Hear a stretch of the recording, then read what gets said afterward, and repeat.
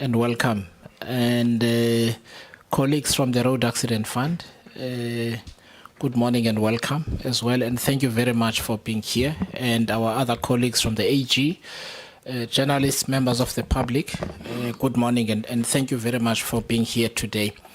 I'm just going to set a bit of a context. I think it's important for members of the public, but also our guests from the Road Accident Fund to get a context to this process that we on, so that we can be of assistance as much as possible in this process. This is enhanced oversight. I think when people hear the word inquiry, they sometimes think somebody will be found guilty of something at the end of it. One of the things, one of the objectives the committee set itself is to also look at systemic problems. It's one of the points of our relationship with the SIU, for instance. It's something the Auditor General looks at all the time. In other words, it's not always individuals that are a problem. It doesn't mean that there aren't cases like that, but sometimes the system is broken or obsolete in one or other ways. And the committee's responsibility is to make those observations, base them on evidence, write its report, oversight report, and then table it before the National Assembly. That becomes the basis for continued oversight by Parliament, this committee as well as other committees. So at the end of this process, there is likely to be recommendations for the Transport Portfolio Committee, for instance, and their members may come and participate in this process. And you may see that they will indeed do so. There will be recommendations for the ministry and how it oversees the institution. There will also be recommendations for the Auditor General, etc., etc. So we are here to make observations and to hear evidence and submissions about a whole range of things which will enable us to do that. I think when these processes take place, there is a tendency to want to think that it's looking at people. And the context for you, colleagues from the Road Accident Fund, being here and being asked to do what we've asked you to do is specifically so that we understand how that institution's systems are supposed to work in line with its mandate, in line with legislation, how it's worked before, how it works now, so that when we take submissions about where things may have off-ramped at some point, we understand how it is supposed to work, right? What the systems are. So do not worry that we will feel patronized. I certainly won't. I often say, explain this to me as if I'm a 5-year-old. I will ask several stupid questions. That's to develop my understanding of how the institution works. And this is also so that we do not make conclusions which are misinformed later, because we believe things should have worked in a particular way, but actually they are supposed to work that way. There is nothing wrong with how they work. So please be patient with us. As members of the committee, don't get tired even if a question gets asked again.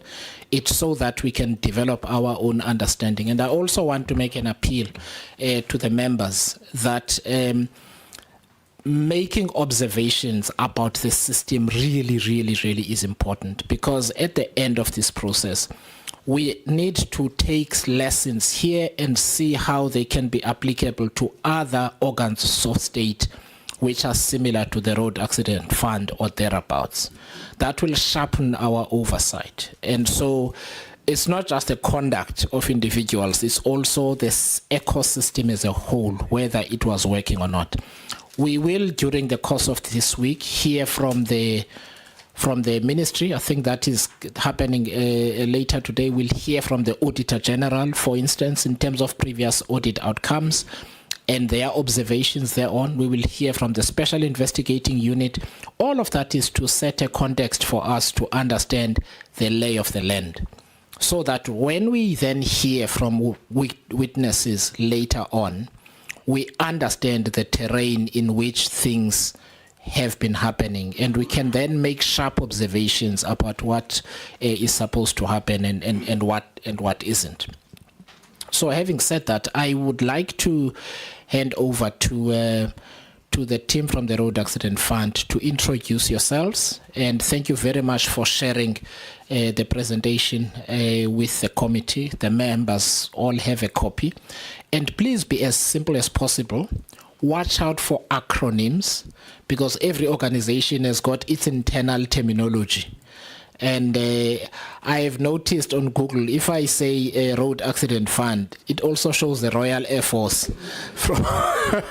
If you say RAF, so please watch out for acronyms and other shortened terms. The members don't work in your environment. The members of the public don't work in your environment. And just take care to just say what things mean. So you will see sometimes I may make interventions asking you to explain a term that you are using. So I'm not upset. You haven't said anything wrong. I just want to make sure that every one of us can follow and understand what it means. So it won't be an interrogation. So all of you are here to deepen our understanding of the Road Accident Fund. Nobody here is being said to be in trouble. Okay, so please, you are here to assist the process and the members of the public that are watching these proceedings, so that we can all be better for it. Thank you very much. I will hand over to you to introduce yourselves and then get going. Good morning, Chairperson. Good morning, members. My name is Tsepo Mwatse. I'm the Acting Chief Claims Officer at the Road Accident Fund.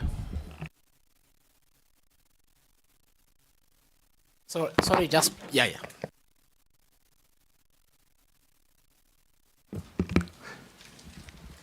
Good morning, Chairperson. Good morning, members. My name is Lance Johnston. I'm the Acting Regional Manager, East London RAF Offices. Good morning, Chairperson. Good morning, members of the committee. My name is Bongile Mgwali is the surname. I'm the Acting Regional Manager for Pretoria Region. Thank you. Good morning, Chairperson. Good morning, members. My name is Tabo Chak, Acting Senior Claims Manager in the Pretoria office. Good morning, Chairperson. Good morning, members. My name is Tina Kubeka.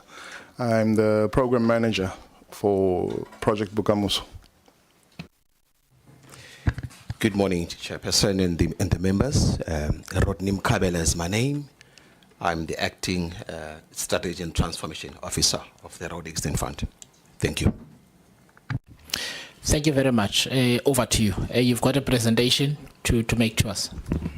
Thank you. Thank you, Chair. I think we will screen the presentation. And I must say, Chair, that there's few changes that we made, and partly I think is to deal with one of the things that you said, explaining some of the concepts. When we were going through it last night, we saw some of the things that we could expand. We also removed some of the things that we thought are duplicates.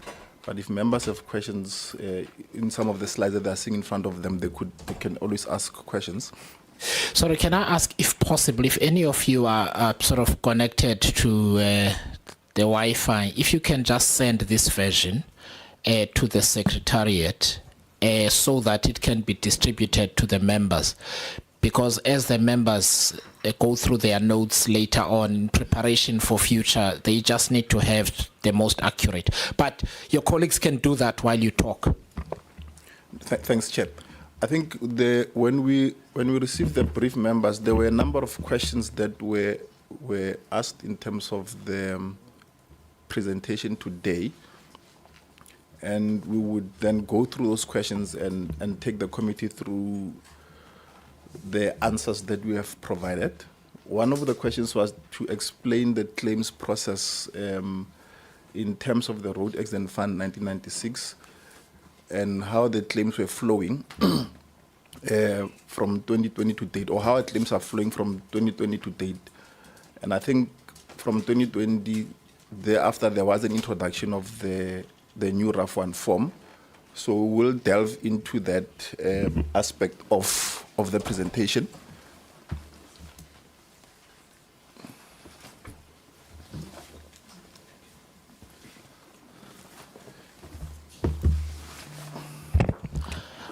Welcome, DM. We will let you settle. Please continue. And then, Chair, there was a question on some few questions that were asked on the integrated claims management system. And so the presentation will touch those areas. And then there was also questions asked about how queries are managed in the fund, but also questions were asked about the structure of the claims business unit. So we'll provide those answers. And Chair, there will be few of us that will be presenting. I'll start and I'll be going through the claims processes, and my colleagues will chip in when there are questions. But also there are some sections that will be presented by some of the subject matter experts that we are here with. So the first slide, Chair, deals with a claims process flow, and I'm going to start the claims process flow before the introduction of the RAF 1 form, because the question that was asked after this one was for the RAF to explain how the RAF 1 form rather works. And there was also a question on the impact, so I will provide some statistics around that area, and hopefully that will assist. So before the introduction of what I would call, Chair, the new RAF 1 form, for lack of a better word, a claim will come through the Road Accident Fund. So that's the start of the process. The RAF will receive a claim, and ordinarily it will be a form that will be filled. The old RAF 1 form would have to be populated with all the details that are required in that form. And a number of things, Chair, needs to be looked at when that form was submitted. The delivery method would have been either the post office, or somebody would walk into any of the RAF offices. So naturally, you've got 5 main centers or regions, as we call them. There's one in East London, there's one here in Cape Town, there's one in Durban, and then there's one in Johannesburg, there's one in Pretoria. The biggest one in terms of claims inflow would be the Pretoria, and followed by the Johannesburg. So most of the claims would be centered in the Pretoria region. A lot of the attorneys would submit claims in that environment in Pretoria. So when somebody enters any of the buildings of the RAF to submit a claim, it will be stamped. That would be called that would be termed lodgement. Sorry, can I ask? So you said so the major centers that you said, is this where they walk in? Yes. Claims. So if someone is in Duzuma, where do they walk in? So, Chair, we've got what we call customer service centers across the country, but they're not necessarily everywhere. So we've got some in your Limpopo side. You've got some I think there's one in Bloemfontein. There's an office in Kimberley. Colleagues will remind me some of the offices. Yeah, but there's a number of offices, but yeah. Okay, you can finish us with that later on. Yeah, it was just. Thank you. We'll provide the Chair.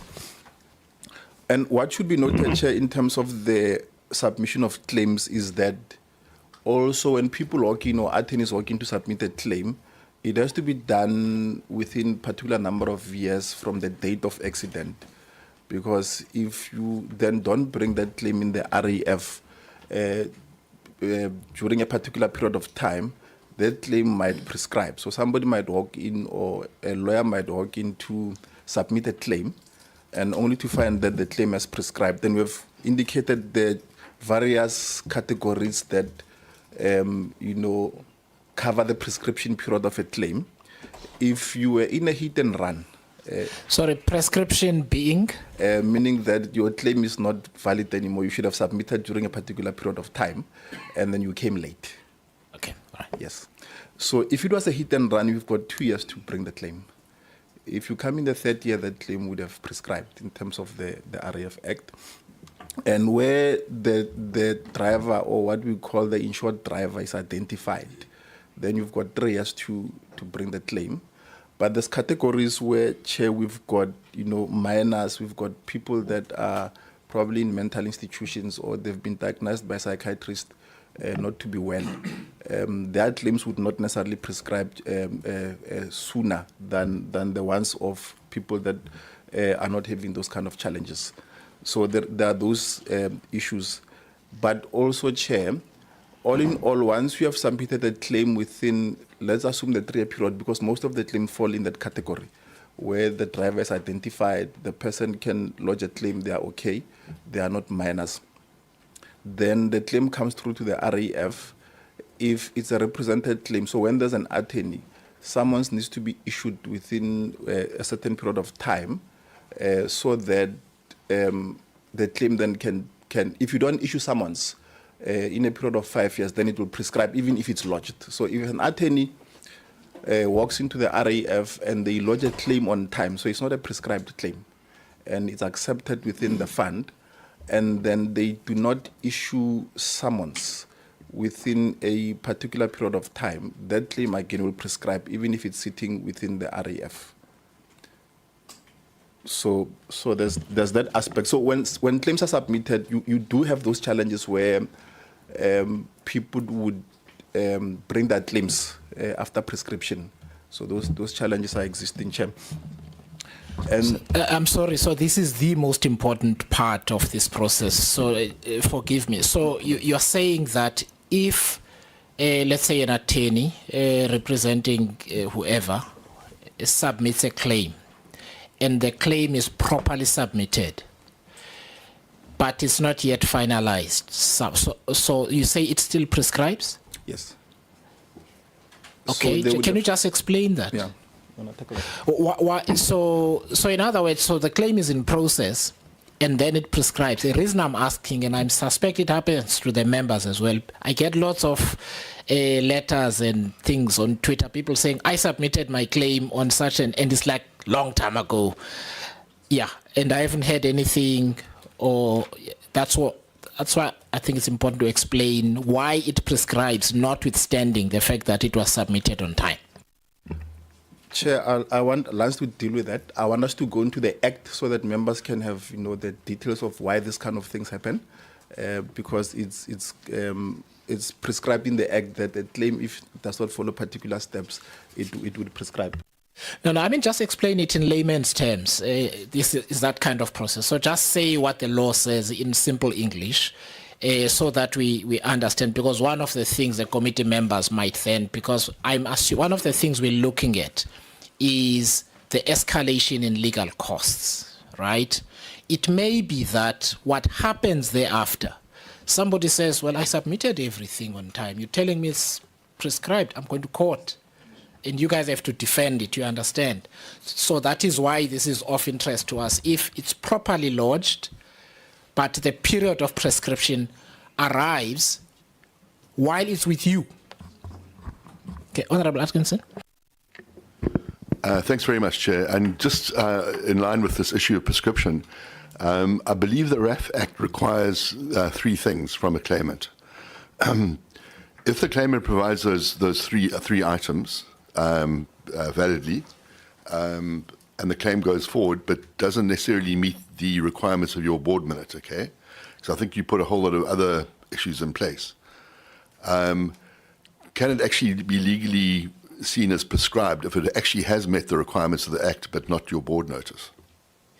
Okay, so can I ask that? You'll come to the board notice, ne? So I don't want us to go back and forth. So can we just deal with the call, then we'll come to the board notice, if that's okay. So please bank that question and respond to it when you get to that part of the presentation.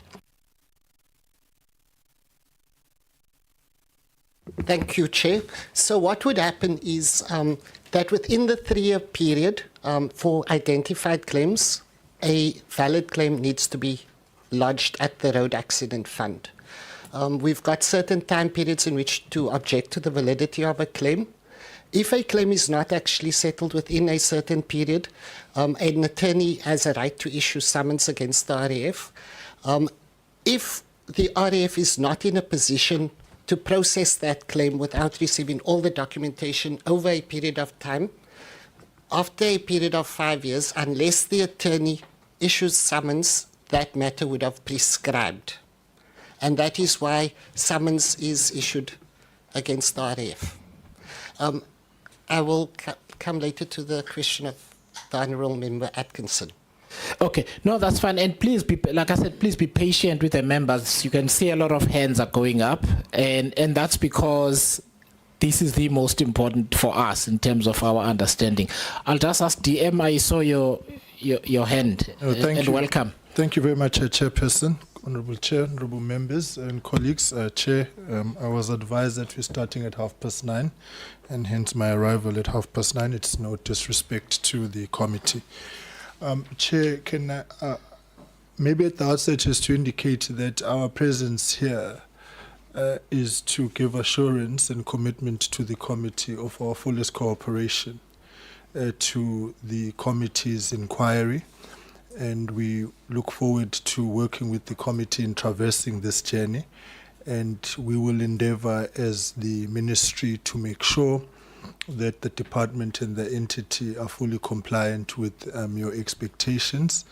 Of course, maybe what I hope the committee will from time to time appreciate is that this process is running parallel to legislative review and reform of the RAF as part of our response to ensuring that the entity works in a manner which is fit for purpose.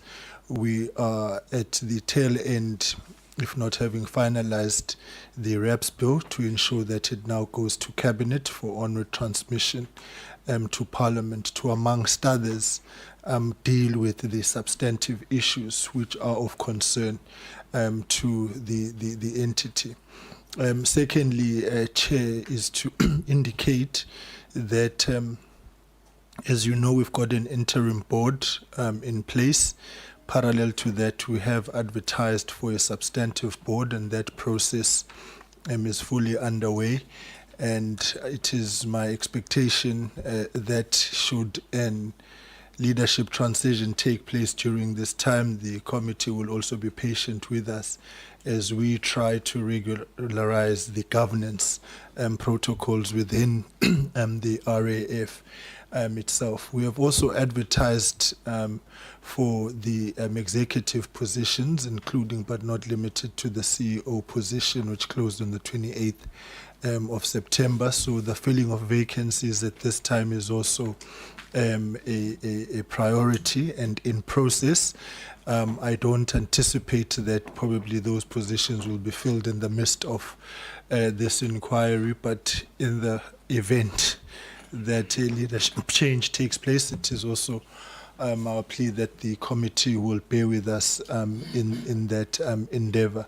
And lastly, Chair, the issue I would like to draw the attention of the committee on, and will be in your hands should we have to appear, is that there were matters which were not concluded in the audit process by the entity and the AG, and we have asked for late submission by no later than the 10th of October of our annual report to Parliament, as I believe that was ATC'd last week as well. We are working towards ensuring that we meet Parliament's deadlines. It is really not out of any other reason than the simple fact that there were substantive matters which required the attention of the board and the AG, and it is my expectation that the deadline of the 10th of October is met so that the committee can have full sight of the current and present situation of the Road Accident Fund, and so far as the audit process is underway. Chair, it is the intention of the ministry really to cooperate with this inquiry, and we believe that we will benefit as well, and believe that it is timely and that it takes place whilst we are in the throes of the legislative reforms and review of the entity. Now, the reason why I raised my hand was I wanted the colleagues to please speak in specific terms and not say in a particular period. Give the timeline of what it means. What is a claim? It starts, what's day one and what's day 180 and so on. Otherwise, we're not assisting the committee. So let's, from the outset, colleagues, not speak in generic terms. This is an inquiry of Parliament, and it requires specificities so that the committee can make informed resolutions at the end of its process. That was just the only reason why I chair raised my hand. Thank you. Thank you very much, Honorable Deputy Minister. Really appreciate your comments, and we'll sort out the issue of time. There was a miscommunication. Thank you. Honorable Madlala, you had your hand up. Honorable. Oh, so let me start here. So I'll take everyone in turn. So each of you just ask questions, and then the team can answer. So we'll go around the table. Thanks. Hello, thank you very much, Chair. Good morning to everyone. Now, I'm puzzled at a point where Road Accident Fund says only if the lawyer issues summons. And I get an accident somewhere in Ngutu. I'm not working. I go to the nearest office, I submit everything, I'm told it is correct. I don't get a response. So I don't have access to lawyers. How am I issuing summons to fight that my claim is not being processed? This is the number of our problem. So this thing of summons is just flagged as if all of us have access to lawyers to issue summons. We don't. I just want that. Yeah. Thank you. Thank you. Honorable Madlala. No, thank you, Chair. The DM actually covered me. It's the specifics, and don't look at us, look at the people at home. The process must also be educational. So we need to know, particular time is vague. Thank you. Thank you very much.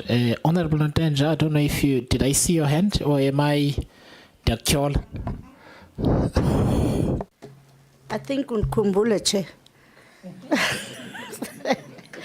But I will ask a question anyway, because I'm also confused about this process.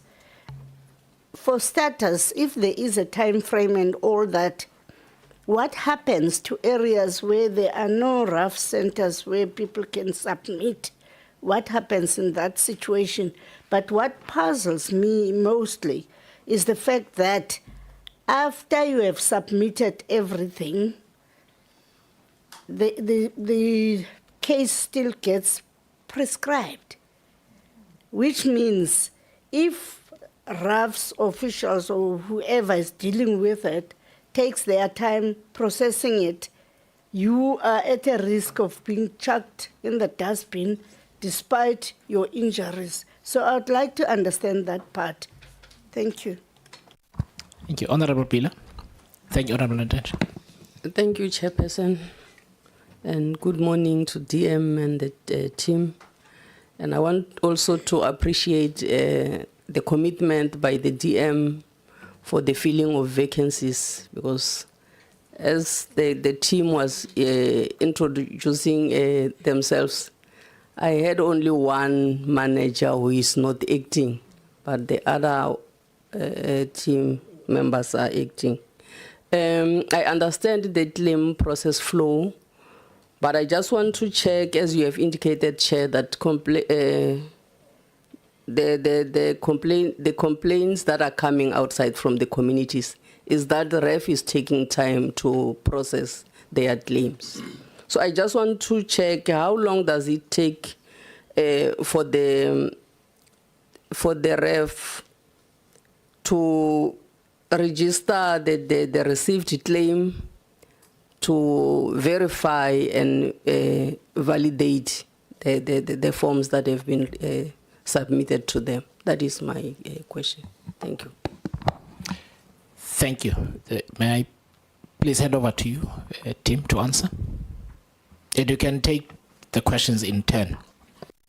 No, thanks, Chair. I think thanks, DM. We will, and I think the Chair had also asked that we become as specific as possible. We'll try our best. Chair, where we please guide us to just nudge us to the right direction to say that information is missing, but we will try our best to do that. Honorable Mentor, in terms of the people that are not having access to lawyers, and I'm not going to beat around the bush, Chair, is that the RF must help people that are coming straight to the RAF and deal with those claims. And of course, that's the truth, that some people will not have access to lawyers. They would want to go straight to the RAF and deal with the RAF directly. And then some individuals will choose to go to lawyers. So I'm saying, I'm agreeing with her that when people approach an institution like the RAF, they should be able to get help from the Road Accident Fund and be guided through the process. And within our various offices, we've got walk-in centers where people can consult. So there's people that are doing customer consulting. When somebody decides that they are going to walk in an RAF office, they're attended to by particular individuals that will guide them through the process and tell them how the process works. That's how it's done in most of our centers. Even in the customer experience centers, the role of customer experience centers that we have, and we might have to look at the channels, Chair, but the current ones that we have, they're precisely for that. That people, when they walk in, we've got one in the Northwest. When they walk in there, they need to be guided in terms of what they need to do if they wanted to claim from the RAF. Chair, the prescription issues of claims that are prescribing in terms of the board notice, I think we'll deal with that, because there's a slide or two or so that are dealing with the board notice and the RAF one, and then we'll interact how that, the difference between prescription and objection of claims. We will be able to address that. I don't know if colleagues, there's other questions that you want. Maybe in addition to what Mr. Moats is saying, in relation to what Honorable Mente has indicated on direct claims, the organization over a period of time will assist people who are coming directly without attorneys, who are coming through to the customer service centers, to ensure that the lodgement of the claim happens in time in order to avoid the pre-lodgement prescription. And thereafter, in all the provinces, in all the regions, we have what we call the direct claims departments. Those departments are the departments that are dealing directly with the people who are coming without attorneys. The departments will literally assist the direct claimants in terms of getting the required documentation that they might need to ensure that the period of 5 years doesn't lapse without the matter being settled. So in essence, if there's a need for an accident report, that particular team, the direct claims team department, ensures that such important documents are sought and are brought to the Road Accident Fund via all different units that they have within the departments, with the sole intention of ensuring that the claim is made an offer, settled within the 5-year period.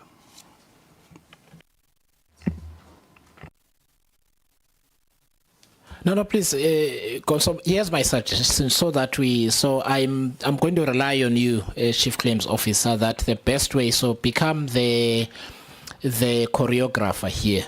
So please delegate. So you'll get questions from the members. Just pick a person who's going to answer, because what usually takes time is that everybody wants to add, right? And then we carry on for much longer. So I think the question, and I'll come to you, Honorable Atkinson, and we'll come to RAF, this new form. My understanding, and correct me if I'm wrong, was that even if all the documents have been submitted and they are correct, if the period of prescription arrives, so in other words, you don't get back to the claimant or their attorneys, if that attorney does not issue a summons, then it prescribes anyway. That was the understanding. So please clarify if that understanding is true. That triggered a question by Honorable Mente to say, that being the case, it's even worse for a person who's a walk-in, who does not have an attorney, who is under the impression that everything is now going to proceed smoothly. And then they wait and wait and wait, and the thing prescribes. And please also tell us whether the Road Accident Fund, in both instances, nonetheless sends some kind of warning to the claimant to say, your matter is going to prescribe in 30 days. Or is it just left and the person in their mind, I never heard anything from the RAF at all, and it's now been 5 years or 10 years, which is what we get as members? I'll tackle the first one, Chair. I think when it comes to people that would have submitted their claims directly to the RAF, you'd recall in the past the RAF used to have things that were called roadshows and so on. I think in those roadshows at the time, they would be encouraging people to lodge directly with the RAF. That process had other issues that came with it, that you would find people that probably might have not been in accidents lodging. So a number of direct claimants were lodged within the RAF, but later the roadshows also will be dealing with trying to make sure that those claims are finalized. So meaning that Mr. Chaka spoke about the direct claims department. What the department did ordinarily was to track people that claim direct with the RAF, to make sure that all the required documents to finalize a claim are in place. Actually, to a point where RAF would take direct claimants, meaning where there's no attorney, to experts that were appointed by the RAF to try and settle the claim. So insofar as people that were coming directly, the RAF tried to assist by calling, reaching out and interacting with people that are claiming directly to try and finalize their claims. When it comes to claims that are lodged by law firms, the RAF does interact with law firms. And one of the issues, and I think it will dovetail into probably why then the RAF 1 form was introduced, because at the point in time when a claim is submitted in the RAF, it would not be submitted with documents that would enable the RAF to finalize the claim. So you would find a situation where a form is submitted, essentially maybe an ID would be there, but to finalize a claim, let's say somebody is claiming loss of earnings and they are alleging that they were having orthopedic injuries.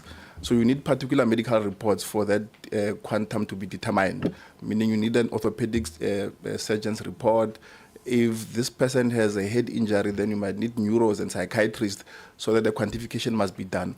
So the process of finalizing a claim requires that that's why in direct claimants, then the RF would appoint those kind of people on behalf of a direct claimant. But when somebody has opted to go for a law firm, then the law firm would then take them through those assessments. And once those kind of documents are submitted to the RAF, it's then the RAF can make an assessment of the claim. But of course, RAF also has a right to appoint their own experts to finalize that claim, or rather to interact or to do the investigation, rather, in terms of the levels of injuries that this person is having. So during that interaction between the law firm and the RAF of exchanging documents, if a period of 5 years arrives and that claim is not settled, and that claim is not finalized, and that claim is with a law firm, and a summon is not issued, that claim would prescribe, Chair. And that claim would have been submitted. Okay, so that's something we will note. I don't think it's for us to argue at this point, but I'd just like to ask the members to then note. But I have this question.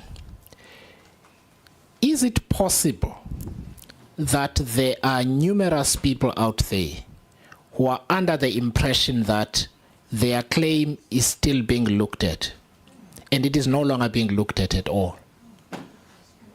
Because I noted in your language that you say the RAF would try to, and I appreciate the effort, but I also have a fear that it also means you can't say that you are able to get back to everyone. And I also wanted to just ask this question about a notification, because I'm assuming that in your system, you've now claimed, if you were to draw up a report, it would tell you out of the 1,000 claims we've got in the system, 325 will prescribe in 30 days, as an example, or in 6 months or whatever. And the question that I had, is there any communication from the Road Accident Fund to the claimant or their attorney to say your claim will prescribe in X number of days? Because I would assume that to the extent that there is documentation that is missing, it triggers that claimant to then try and submit those documents. Or is your position that everything is just left and therefore the claim prescribed? And please help us with what then happens to that file when it prescribes. I'll ask Mr. Mkabela, I think, to deal with the efforts that his team has been doing to do outreaches to claimants and the projects that he has been running from his department. Thank you, Chair. I will be covering the queries management as part of Part C of the presentation. However, it is important to indicate, Chair, that we initiated what we call a backlog campaign. This was on the 3rd of March this year. And the purpose thereof was to reach out to every claimant out there, direct or represented. We started with an inbound campaign through the contact center, where we received approximately 1,698 inquiries. We settled 97% of those. But you will agree with me that that's a very minuscule number. We have hundreds of thousands, of course, those of those claims. We then started an outbound campaign. This is us now calling all those claimants. As I'm talking to you, Chair, we have just exceeded 65,000 claimants that we've called directly. The purpose is to say, Mr. So-and-so, we still are awaiting documents that will enable us to process a claim. We do have challenges, of course, where some of the claimants have given up. And there are reasons why so. In most instances, they are the represented claimants who will even say that I haven't heard from my lawyer for X number of years. So it's a mixed bag of all these challenges, Chair. But when I go through the presentation later on, you will see how we manage those. Because for us, every claimant is in our book, it's a liability. It doesn't matter whether that claimant is still represented or not, we have to assist them. But I will cover more details later on with respect to that. But as I'm talking to you, the intention is to eliminate this backlog so that we're able to deal with those claimants as they come through. Thank you, Chair. No, thank you very much. How far back are you going in terms of who you phone? Which years qualify? It's all out, Chair. Whatever is in our books, we go for those. We call them to understand where their claim is in terms of the status. But we also find cases where, Chair, people are just trying their luck. No, we go as far back as what we have in our system. We don't discriminate in terms of the timelines. No, I know. I am trying to also remind you of the Deputy Minister's injunction. So when you say as far back, could a 2014 claim be one of the people that you are calling, for example? Chair, the answer is yes. Okay. All right. Honorable Mende and Honorable Nondenja. Sorry, this is the... so please bear with us. No, Chair, thank you. We're still going to when they decide to pay, but we're in the process. Please tell us, prescribed or not prescribed, or everything that is in the system that was ever claimed you are looking for, so that the people that are writing to us, we can tell them, pick up your phone, they are looking for you. Are you phoning everyone who's in the system? And secondly, I'm reminded, the DM would know, I'm reminded when you say you are calling those people and then they must submit whatever is outstanding. What method should they utilize to send document? Because I'm reminded of a time when we were there, DM, and there were piles and piles of letters or forms of people that they sent through post. I think we visited more than 3 plants. All of them had piles and piles of unopened posts. And then a person is sitting waiting for a response, yet their letter is in those piles that are not opened. What is the system now? And how are they responding to your call? Are they being provided with an email? Do they fax? Do they WhatsApp? What is it that they do? Thank you. Through you, Yeah, sorry, we'll just let the members ask and then All right, we'll thank come back to you. Just take note of the questions. Thank you, Chair. Just to add on the previous question, just clarify that part of prescribed and the calling that you are saying you are making now. Because if you are saying that you are calling everyone, including those that are prescribed, technically it means that no one is prescribed currently, because all are active and you are calling them. If my understanding of what prescribed means. And if that is the case, let us just say it like that. That currently we're calling everyone to say, come through, let's see where your case is and so forth and so on. Or if there are cases that are prescribed, we're only calling people within the last 5 years, if that is the case. Then the second one is a question, I think I'm reminded of a case here, of what happens when the attorneys say to a client, they have been offered a particular amount by RAF and they declined it. And this is a practical case of some that are interacted with. It was a matter of around 2012. I think 2 years after the accident, the lawyers claimed that they were given an offer by RAF which they declined. They did not even tell the client how much was the offer, by the way, and why they declined it. But fast forward, there was some 6 years in between where there was no communication and so forth and so on. And latest update from RAF, which is as late as last year, was that RAF is awaiting a medical report of the client, meaning the client must go back to the medical doctor that they went to in 2012 and try to find the records of the report or go into another assessment 12, 14 years down the line to make a submission. So those kind of matters, are they regarded as, because I want to assume that because there was an offer, full documentation was submitted. So, but now there's another set of documentation that is required. What happens in that? Is it regarded as prescribed? 5 years has lapsed? Is it regarded as an ongoing or matter that is set anew? I just need clarity on those kind of matters. Thank you. Thank you very much. Honorable Atkinson.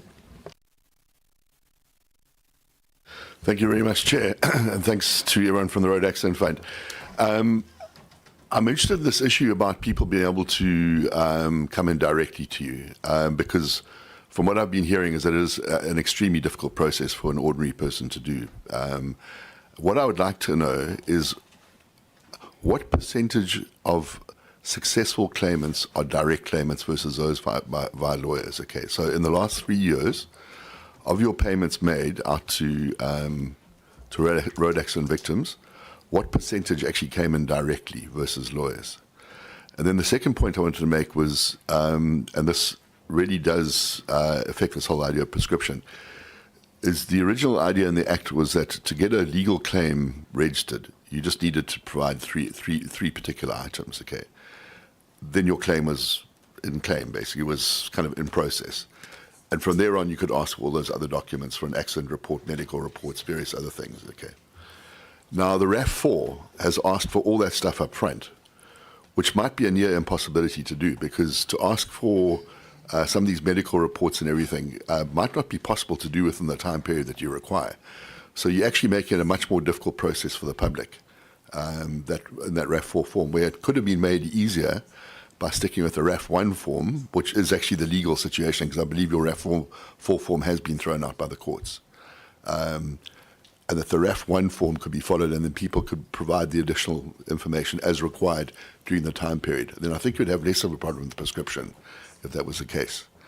But I would particularly like to hear the percentage of direct claimants who've been successful in actually getting a payout from the Road Accident Fund. Thank you. Honorable Nadenja. Thank you, Chair. I'm mostly covered by Honorable Madlala on the prescription. But what I would like to check on is to say, the gentleman says they are calling everyone. Should the person have changed the phone or doesn't have a phone, what other modes of communication are you using besides calling them? Thank you. Thank you. Members, are you happy? Honorable Neil May and then Honorable Beasley. No, thank you. Good morning to the Deputy Minister, the team here from RAF, and Chair, and our colleagues here. In reality, how many, and I'm sure I might have missed that, is how many claims have prescribed in your hands? And how are you dealing with those? Because if you are calling the clients and they are prescribed, surely that is not possible. The second thing that I wanted to check with you is that currently, if I'm not mistaken, you do not have a panel of specialists to assist victims on a large scale.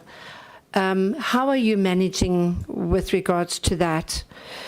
The other area that I would want to check with you is that you have attorneys acting on contingency fee basis. For the clients have attorneys acting on contingency fee basis. And obviously they have a vested interest in pursuing the highest possible settlement, generally at a cost that to the claimant. And how are you advising? How are you managing that?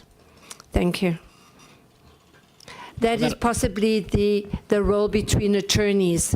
You have attorneys that are watching what is happening and have inside information, and therefore are with our and these we are talking about. They are contingency fee attorneys to the clients, so therefore they will go for the highest payout.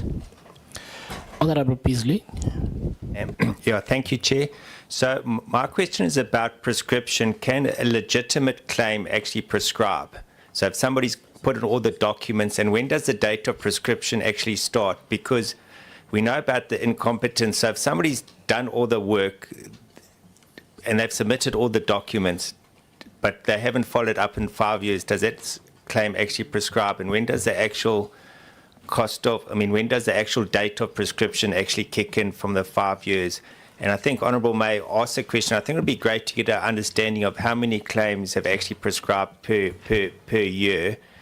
And then my concern is from a financial point of view, the amount of liabilities that actually haven't been recorded with these prescription claims that are sitting in an actual document that nothing's actually done to them. There must be a massive, massive liability building up. Thank you.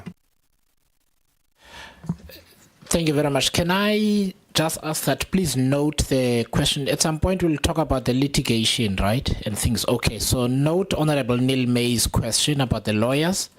Let's deal with it then. And also when you go through the presentation, when something has now been canvassed, you don't need to re-canvass it, but you can just refer to the fact that we've already discussed, and then so that we're not here until 11 p.m. But please go ahead. No, thanks, Chair. I think Mr. Mukabelo, maybe tackle all those ones that we're dealing with the outreach programs, and then we'll.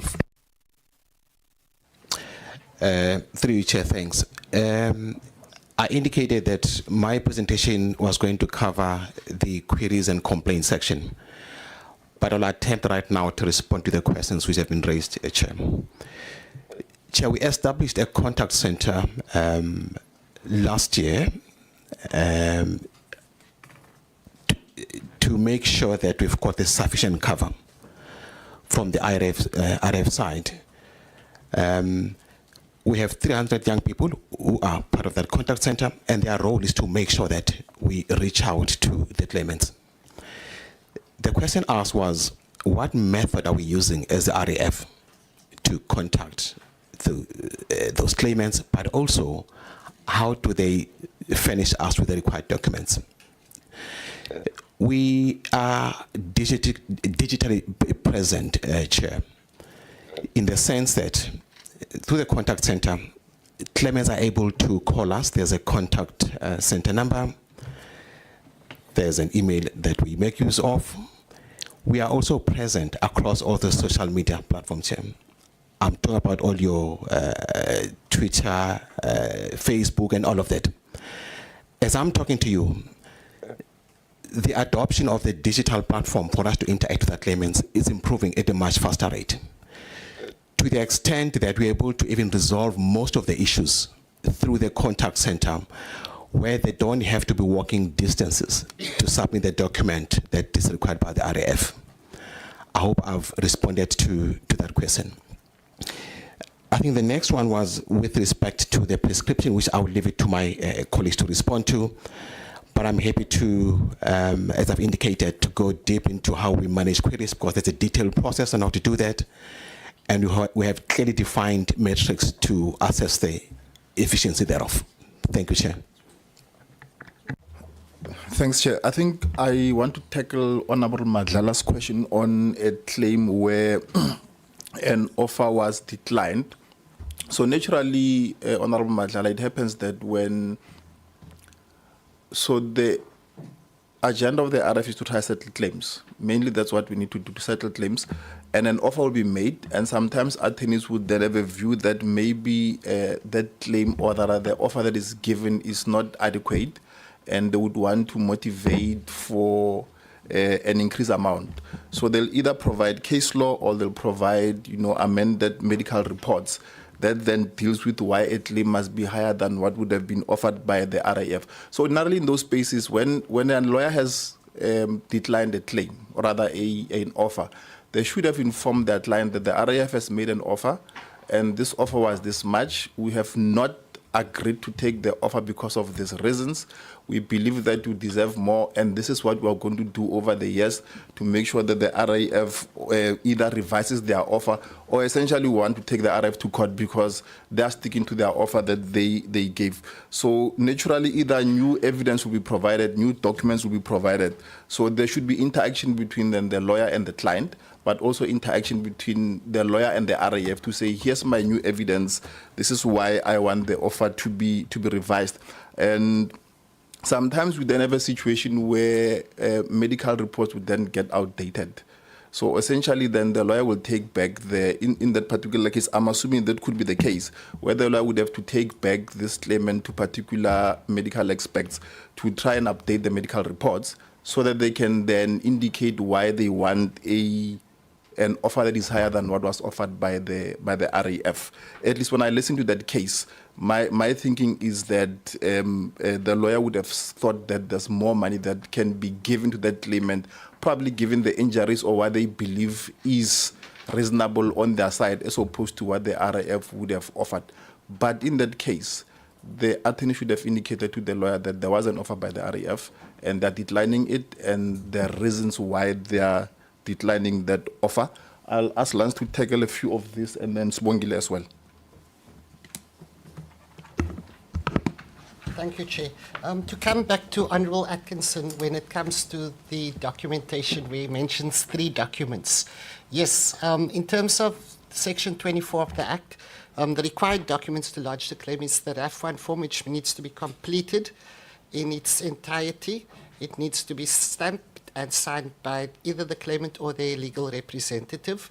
The statutory medical report or medical records in terms of the judgment of Basuku is also something that we should be looking at in terms of the claim.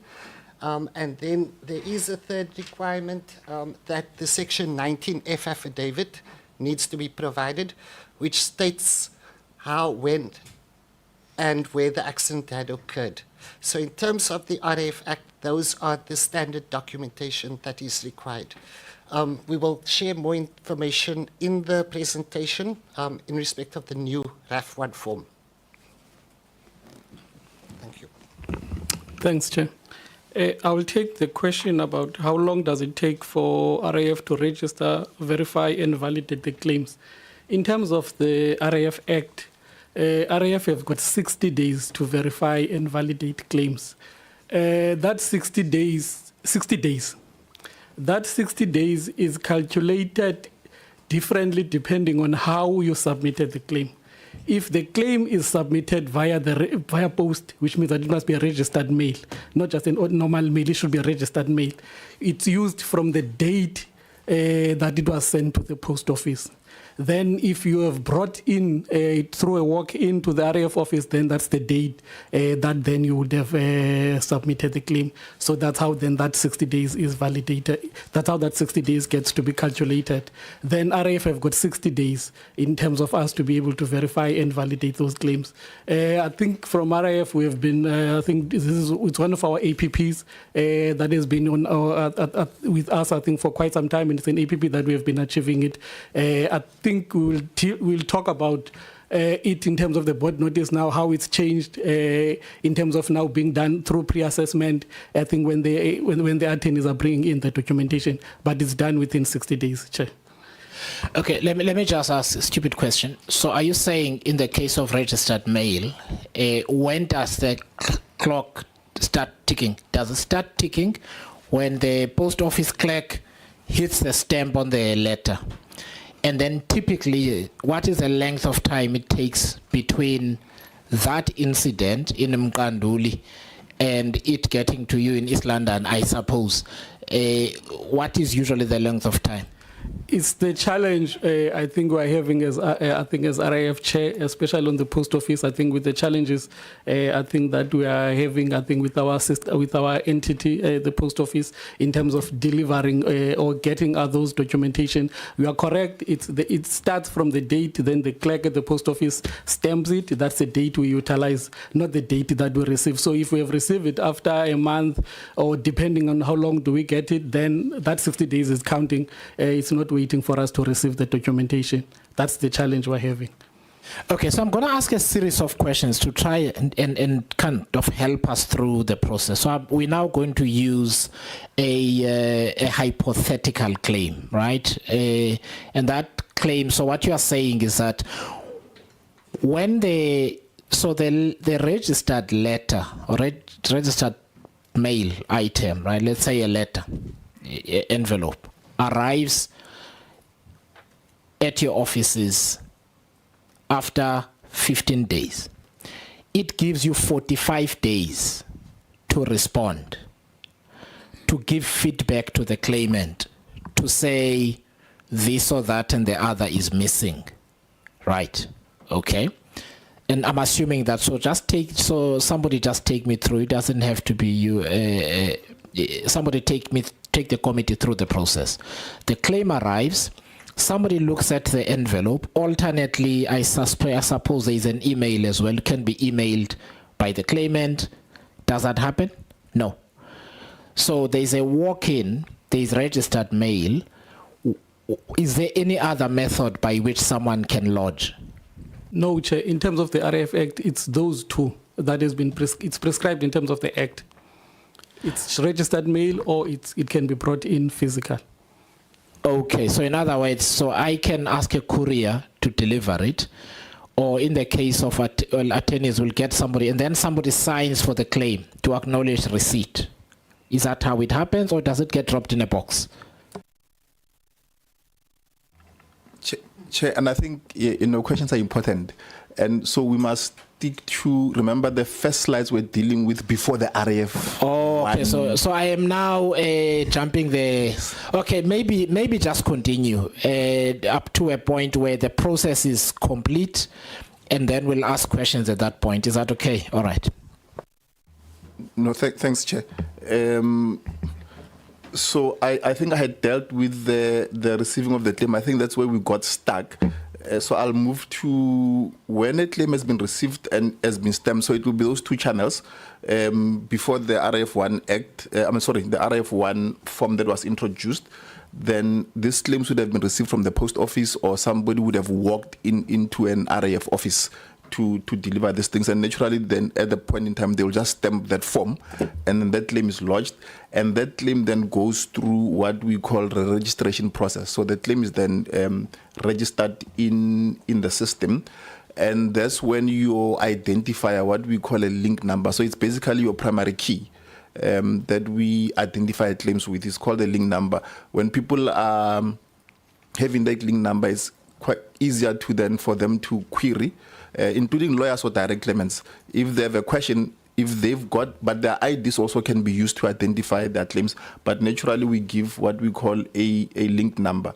And then the claim is registered and is given that link number. Then it goes to the stage there where we're going to verify. So there's a number of issues that needs to be verified. One, the identity of the injured party or the deceased, the identification of the third party, meaning the insured driver, whoever that would have caused the accident, and the date, time and place of the accident, so that we can check that there was really an accident that happened. Those processes will involve interacting with police reports and so on. The identity and registration numbers of the vehicles that were involved in the accident, because sometimes in the form that you might get particular details that are differing with what's sitting in the police reports. So the verify and validate claim process looks into those kind of things. And a completed statutory medical report is looked at, and also we verify if the doctor that completed the statutory medical report is a registered doctor, a practicing doctor, somebody that needs to be doing medical work. So those kind of things needs to be looked at, so that these things are not then done by people that are not medical practitioners. And at the verify or the VNV stage, verify and validate stage, the mortality checks are also done. Once that process is done, if there's a problem, Chair, with that process, then this claim would be objected. That's the process where we said that it needed to happen within 60 days. From the date we stamped it, or from the date of the post office stamp, and you are right about your 45 days calculation, that if we receive it after 15 days from the post office, then we've got 45 days to then go through the process where we can get to a point where we say we verified the claim and we found something wrong with the claim, and therefore we object to the validity of the claim. If those checks that I said, identity of the injured, identity of the third party, date and time and place of an accident, if there's a problem with one of those things, then that claim will be objected to, and that needed to happen within 60 days. And then if there is no problem with the process of validating that claim, then that claim would move to where we do merits determination. This is where then we look at the involvement of the person in the accident, whether somebody was drunk, or whether this person was driving alone and they rolled with the car alone, or they hit a tree. That's where you then do your merits assessment. Things that we look at there, Chair, is whether the claimant was indeed involved in an accident. So the accident in question, whether the people that are claiming were part of that accident, and whether the injuries that are sustained by the claimant were actually injuries that were sustained at that alleged accident. And also, Chair, when we deal with merits, we also check the officer accident report and the docket from the police. The statements from the claimants are looked at. The statements also from the driver that could have been involved in an accident, or the insured driver, or the person that would have said that they caused the accident. Their statements are looked at, and that process is done to determine the merits. This is where you find then the RAF might say we consider when somebody is a passenger, they were naturally not driving, so they're most likely not going to be at fault, unless if you say somebody else says they were not wearing a seat belt and those kind of things, those could be looked at. But ordinarily when somebody else is a passenger, then it's an easier merits assessment to do. But when there was a driver, there's a number of issues that needs to be looked at. But of course, even when somebody was a passenger, you then need to determine if they were really in that accident, even though when they submitted claim, they would have said they are a passenger, but equally, were they really a passenger? Because you might find instances where somebody says in the claim form that they were a passenger and actually they were a driver of that vehicle. So that's when we do the determination of merit. So those factors are... I was hit with a stick at Mkiti there in the village in December, while we were doing stick fighting, and now I go to the road accident fund. So that process looks at that, Chair. I think there's instances of people that I think fell from trees or fell from stairs in their houses that would submit claims in the RAF. So the merits process would look really into whether the fund is liable, and this is where also you then find apportionments done. And I think I must mention this because the committee said we must go into deeper details, where after determining whether somebody else would have been partly negligent or a particular way they were having, when they were driving, there were particular things that they did. You might find that the RIF says we will pay 70% and we are portioning your claim between 70-30, meaning that whatever will be your payment when the claim is finalized, 30% will be deducted from that payment because of particular behavior that you might have exhibited when you were, busy driving that vehicle. In some instances, and I think the easier one is if it can be proven that you were driving, you were all alone, and then you either slept and then hit a tree and got injured, then the RAF would not be entertaining that claim. And I need to mention that, Chair, because of the details that are required by the committee. So that is the merit stage. And also the merit stage, there is a potential, Chair, of the example that I gave. That's when then a claim gets repudiated, meaning that the RAF does not proceed with that claim because there is a repudiation and there's various reasons for repudiation. I think I have mentioned one. And then when merits are concluded, meaning that there's and also merits share, it's an offer. The merits issue becomes an offer as well. Like I said, that sometimes you then do some apportionment. So an offer is to be made to the claimant, either through their lawyer or directly to a claimant, to say, after the RAF has assessed the conditions or rather the manner in which the accident has happened, you are given an offer of 80-20 in terms of the merit assessment. And sometimes those things can bring in disputes, especially from legal practitioners who might have particular evidence that they have that might want to push them, or rather they would want to push for the claim to be a concession, meaning 100% no apportionment. So that stage also attracts disputes, especially where you do apportionment. I think that is important to mention. And sometimes then it gets into exchanges between the RAF and the representatives of claimants to deal with issues of merits.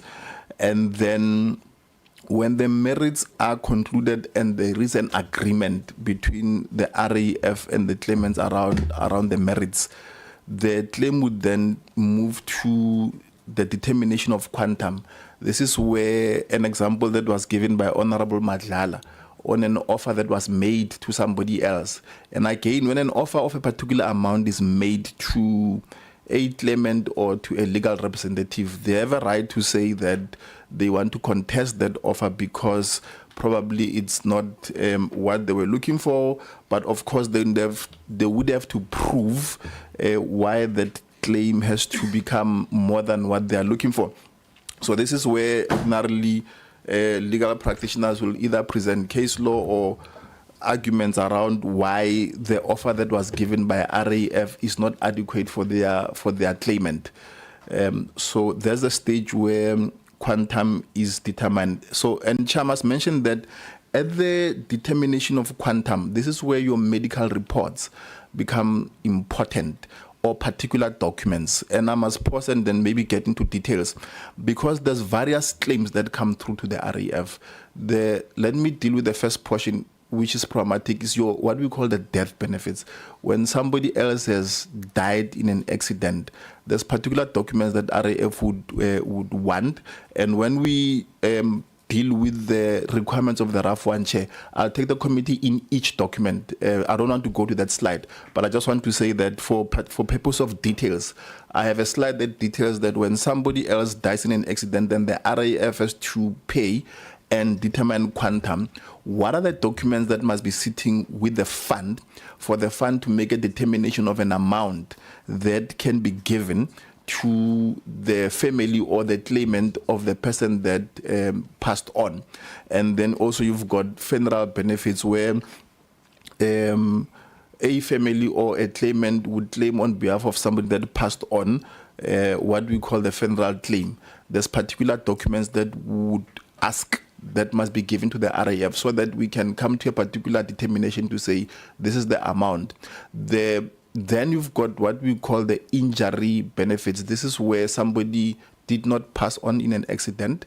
They got injured in an accident. So, and of course, injuries will differ. Others are going to be having head injuries. Others are going to have orthopedic injuries. So to determine that quantum, those documents must be in the hands of the RAF for the RAF to be able to determine what is fair compensation. Not only that, but of course, this individual would have been employed in a particular profession. They would have to provide that kind of collateral information, because the calculation of the quantum amount in terms of your injury benefit, we look at your age, we look at where you're employed. That's how the system is now. And then we look at the types of injuries and the impact those injuries are having in terms of your employability going forward, or in terms of your growth going forward. So that's why when these documents are not sitting with the RAF claims officers, it is then impossible for them to make a determination of what the quantum should be, because for them to make a determination of the quantum, they then need to look at those documents. And of course, Chair, if those documents are existing, an offer would be extended to the claimant, and the claimant, for an agreement to be reached, the claimant through directly or the claimant through their legal representatives, they would have to accept in writing to say, I've seen the offer that you are giving me, I accept the offer. And when that offer is accepted, then there is an agreement between the RF and the claimant in terms of the quantum amount that was accepted, and there's the quantum amount that would need to be paid to that claimant, either directly or through their legal representative. That's the process, Chair, that just before the introduction of the RF1, it was going through those stages. And I think when I go to the RF1, I will indicate where changes happened.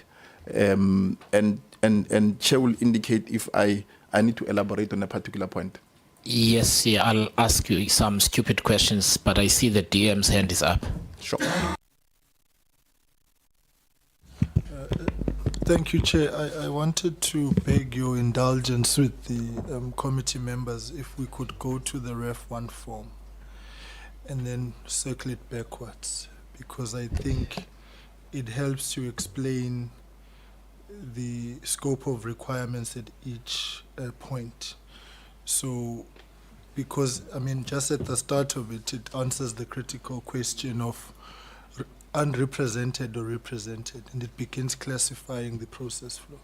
So I was just wondering, Chair, because I think that may put a particular context to the detail which is being presented here. Thanks, Chair. No, thank you. No, you and I are on the same page. They are, before we get the questions that I'm going to ask very simply. And so if we could please just have an exchange. And I'm just going to make some assumptions here, and then you just tell me where I am mistaken, right? So somebody can claim because they're injured, and the extent of the injuries varies. Someone had a broken finger, broken arm, broken leg, all the way to somebody who's confined to a wheelchair or confined to a bed. And they, in some instances, they can no longer do the work that they were doing because they worked in construction and they've hurt their back, etc., etc. So there is a range from just glass cutting your face to serious injuries. So that's the first, right? So I'm correct in terms of that range, all the way to somebody who has died. Now, I just want to understand from you who is responsible for securing the documentation that is required.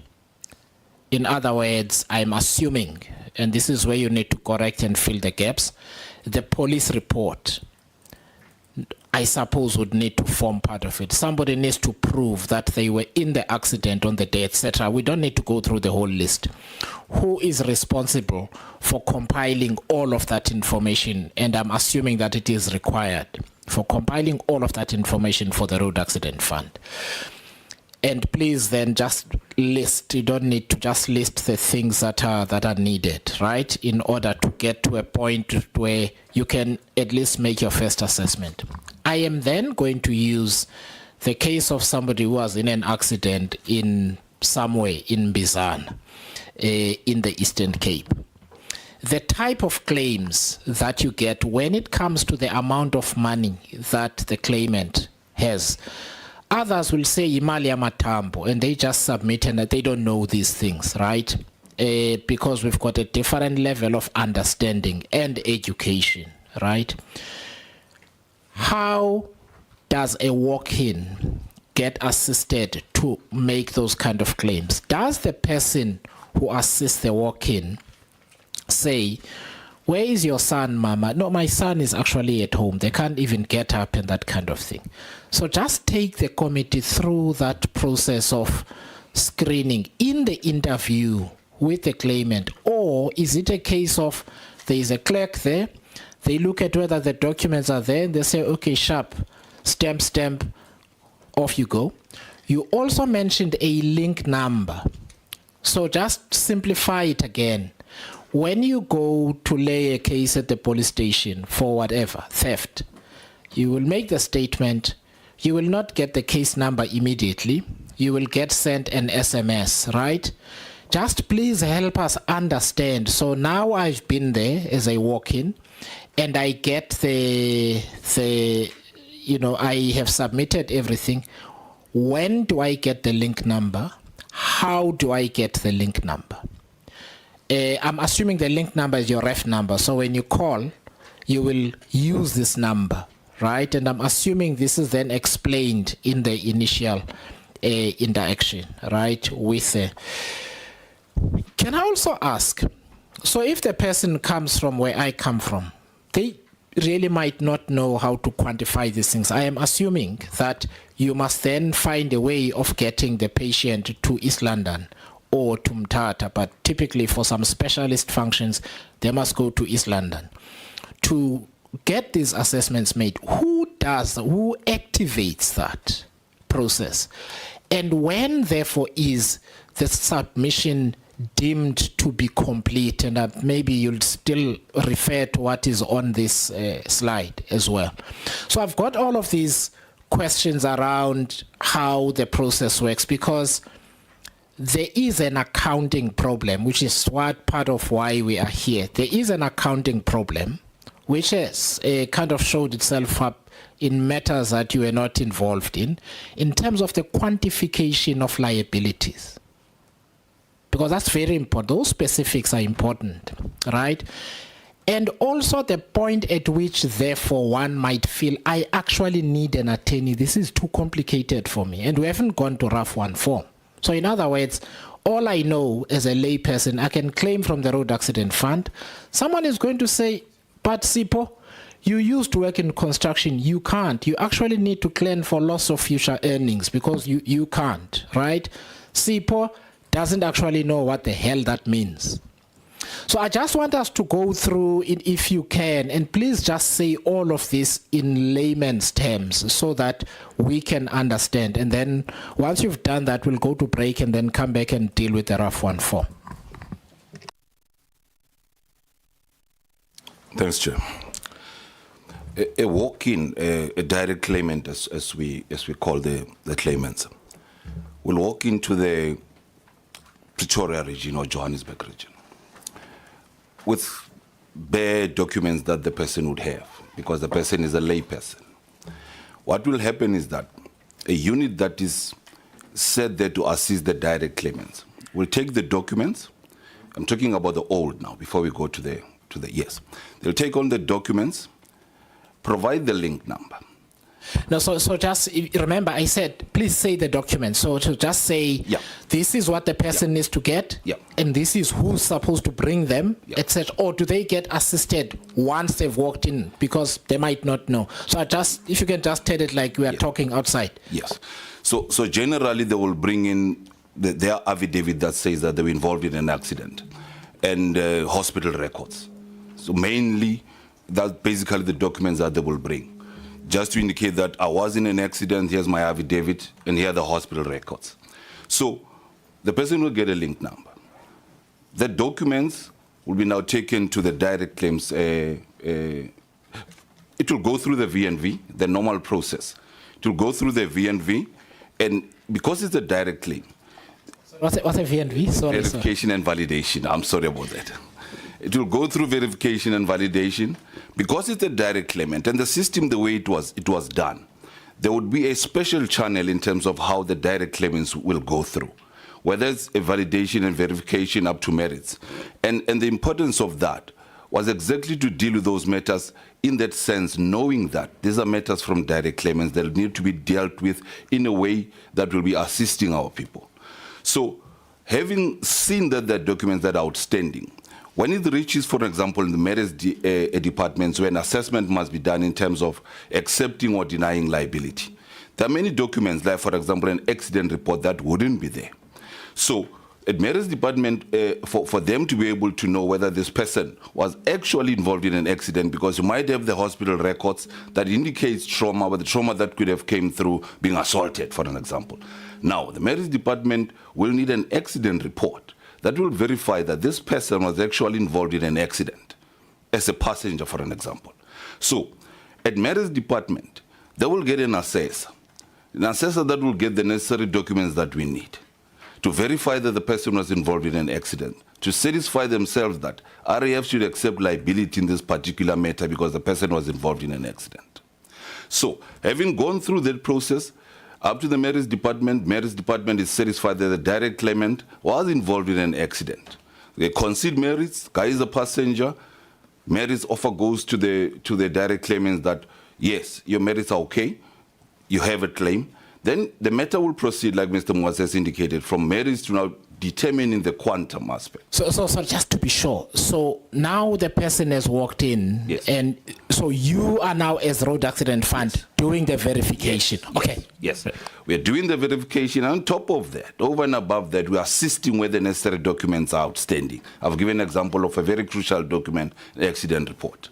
So we get the necessary documents. It goes to now assessing whether the RAF is liable or not. Assessment of merits. We're happy with that.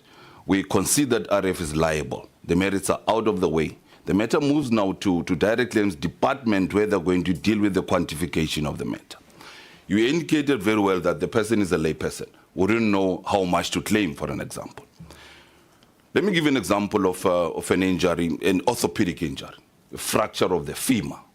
The guy has a fracture of the femur.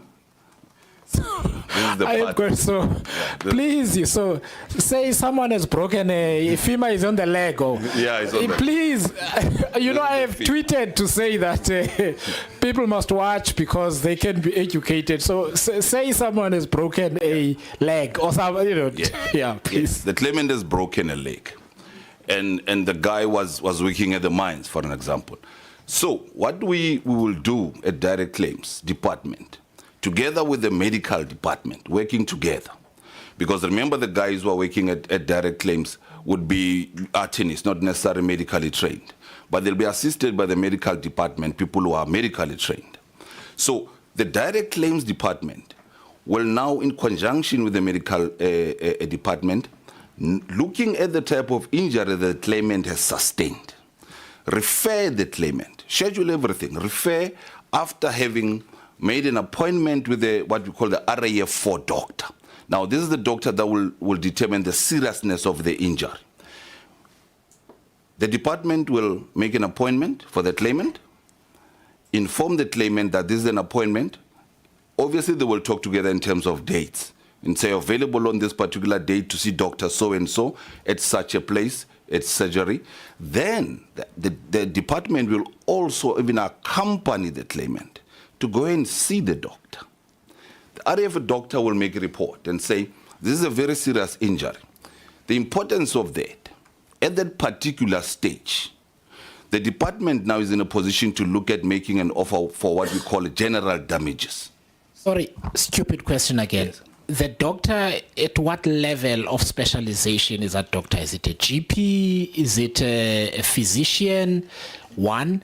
Secondly, are these people that work permanently for you, or do you have a panel of doctors relative to where the person may be that you send to them to say, go to Dr. XYZ? How does that work? Yes. The doctor will be a GP, but trained on what you call the AMA guides. So the AMA guides is a system that is used to determine the seriousness of injuries. So the guy will be on the panel of medical experts, specialists trained in AMA guides, relatively in an area where the claimant will be residing, to make it easy for the claimant to attend the appointment.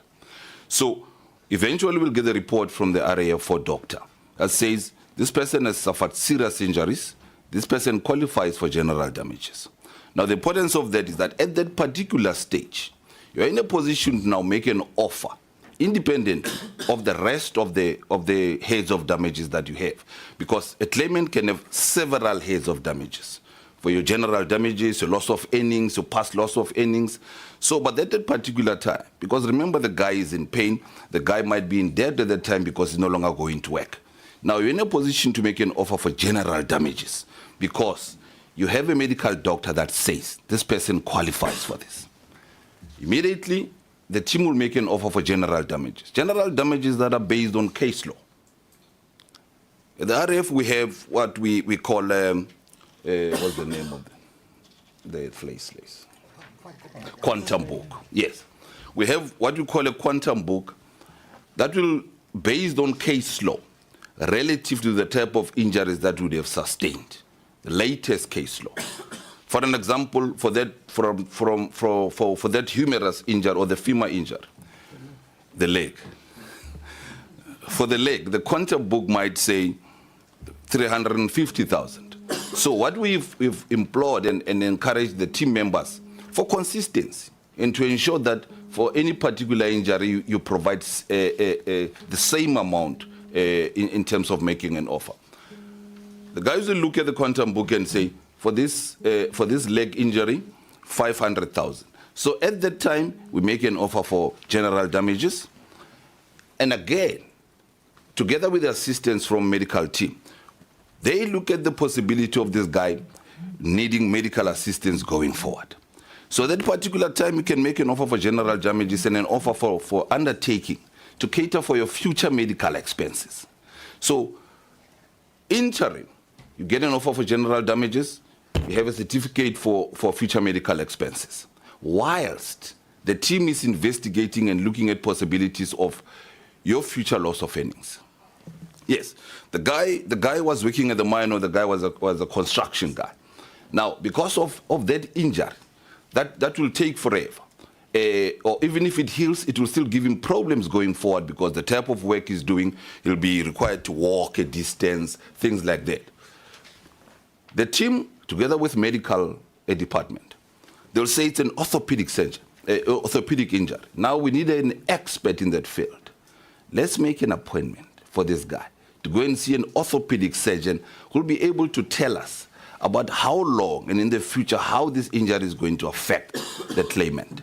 Then an appointment is made for an orthopedic surgeon who will give us a report and say, this guy, based on the type of work he is doing, he might not be able to work until retirement. There's a possibility of 5-year premature retirement. We get that report. We send the claimant again to an occupational therapist. Now, this is an expert in terms of how people are doing the things at work. Expert will go to work and look at the situation, how the guy is working. We get that report again. Now, at the time, we're having 2 reports of experts in terms of how this person will be able to work going forward. Then ultimately, the same team will ensure that they take the claimant to an industrial psychologist. So all those guys are experts in terms of building up a report for future loss of earnings for the claimant. Because the claimant is a layperson. The claimant doesn't even attain. And in the end, the RAF again, collectively now, will be taking all those reports and handing over to an actuary. Actuary who will independently determine the rands and cents that we need to offer the claimant. So if you look at it in essence, this is a direct claim, but the offer would have been independently assessed by experts in various fields, up and including the rands and cents by the actuary. Thank you very much. I get it now. Okay, so that's why I said explain it as if we're sitting outside, because it tends to simplify, and I'll come to the hands. I've just got this question. What is the difference between that and a claim facilitated by an attorney. And to make the answer quicker, we'll make an assumption. The attorney's value proposition is that I'm going to get all of these things the RAF gets for you. I will go and get them for you. You don't need to leave your house. I will go and collect all of that information. I will go to the police station. I will go and get the medical report. In fact, I will even find you a neurologist and an occupational therapist and so on. So the layperson's claim starts off like this, and it eventually becomes this size. The attorney's file arrives thick already because the attorney knows the process and that kind of thing, and that in essence becomes the opportunity in the market for an attorney to get involved. Would I be wrong in that assumption? Thanks, Chair. I think if we're looking at it as before the 2020, we will say that then, in fact, before the introduction of the new RAF form, then you are partly wrong. Let me explain. What the attorneys are going to assist the claimant is to go and get the police reports, but remember, the medical experts, when they submit the claim, they don't have the report of the medical experts. So that one, they will refer the claimant as the claim has already been submitted to RAF. And it's only after the introduction of the RAF one where then it was made compulsory that you must submit, including all these medical legal reports, which is all of these experts that needs to be appointed, and then you must submit it. Yes. Okay, so and we'll get to RAF 1 form just now. So let's park that. I just want to complete this here now. So what I need to understand specifically. So I was once in an accident. I didn't claim because I hadn't told my boss I'm not at work. And I was very eager to get back to the office before he knows that I was in an accident. But there was a lawyer there. There was a lawyer there who said to me, "Hey, here's my card. This is now 2000. Ne? Here's my card. We can claim." And I was like, this thing is maybe my boss is gonna need to sign for it. So I waved the guy away. I'd be rich now. But what I'm trying to understand, because one of the things obviously that we look at is that at the end of this whole process, there are attorneys' fees and all of that's why I'm asking these questions, right? So previously, what if I can ask you in simple terms, what was the attorney's value proposition back then? I mean, we'll get to RAF 1 form. What was the attorney bringing to the table to me as a claimant? The assumption I've had is that I get the claimant, I register them, I give them the form, they do all of these things, I then go to the police station, I go to the hospital, I send someone to run around and do all of this, compile the thing and give it to you. I thought. But please correct me, I really could be wrong. Well, I guess Oh, sorry. Let's complete the questions and then we'll take a break. My apologies. Honorable Atkinson and I think Honorable Isaac. Okay, the questions are popping up. Honorable Atkinson, Isaac, Madlala, you had your hand up, Honorable Madlala, and then Honorable Mente. Thanks very much, Chair, and thanks very much for that explanation. I think you're giving us an example of what would happen in the ideal world, okay? And you still haven't answered my question as to when I asked what is the percentage of successful claims that come directly versus those that go through lawyers, okay? Because I know you've given us the way you can do it directly, but it's my understanding it's still a very difficult process, and that it does appear that people find it very difficult to get a concluded successful settlement going directly. So please can you tell me what percentage of successful claims come directly versus that by lawyers? Thank you. Chair, honestly, I will need to get those statistics. I don't have them. That's fine. You can just make a note and then please finish the in writing. It's fine. You can do that. But please just don't forget. Denzel is also making a note. Honorable Isaac. Great. Good morning. Thank you, Chair, for the opportunity. Morning, colleagues.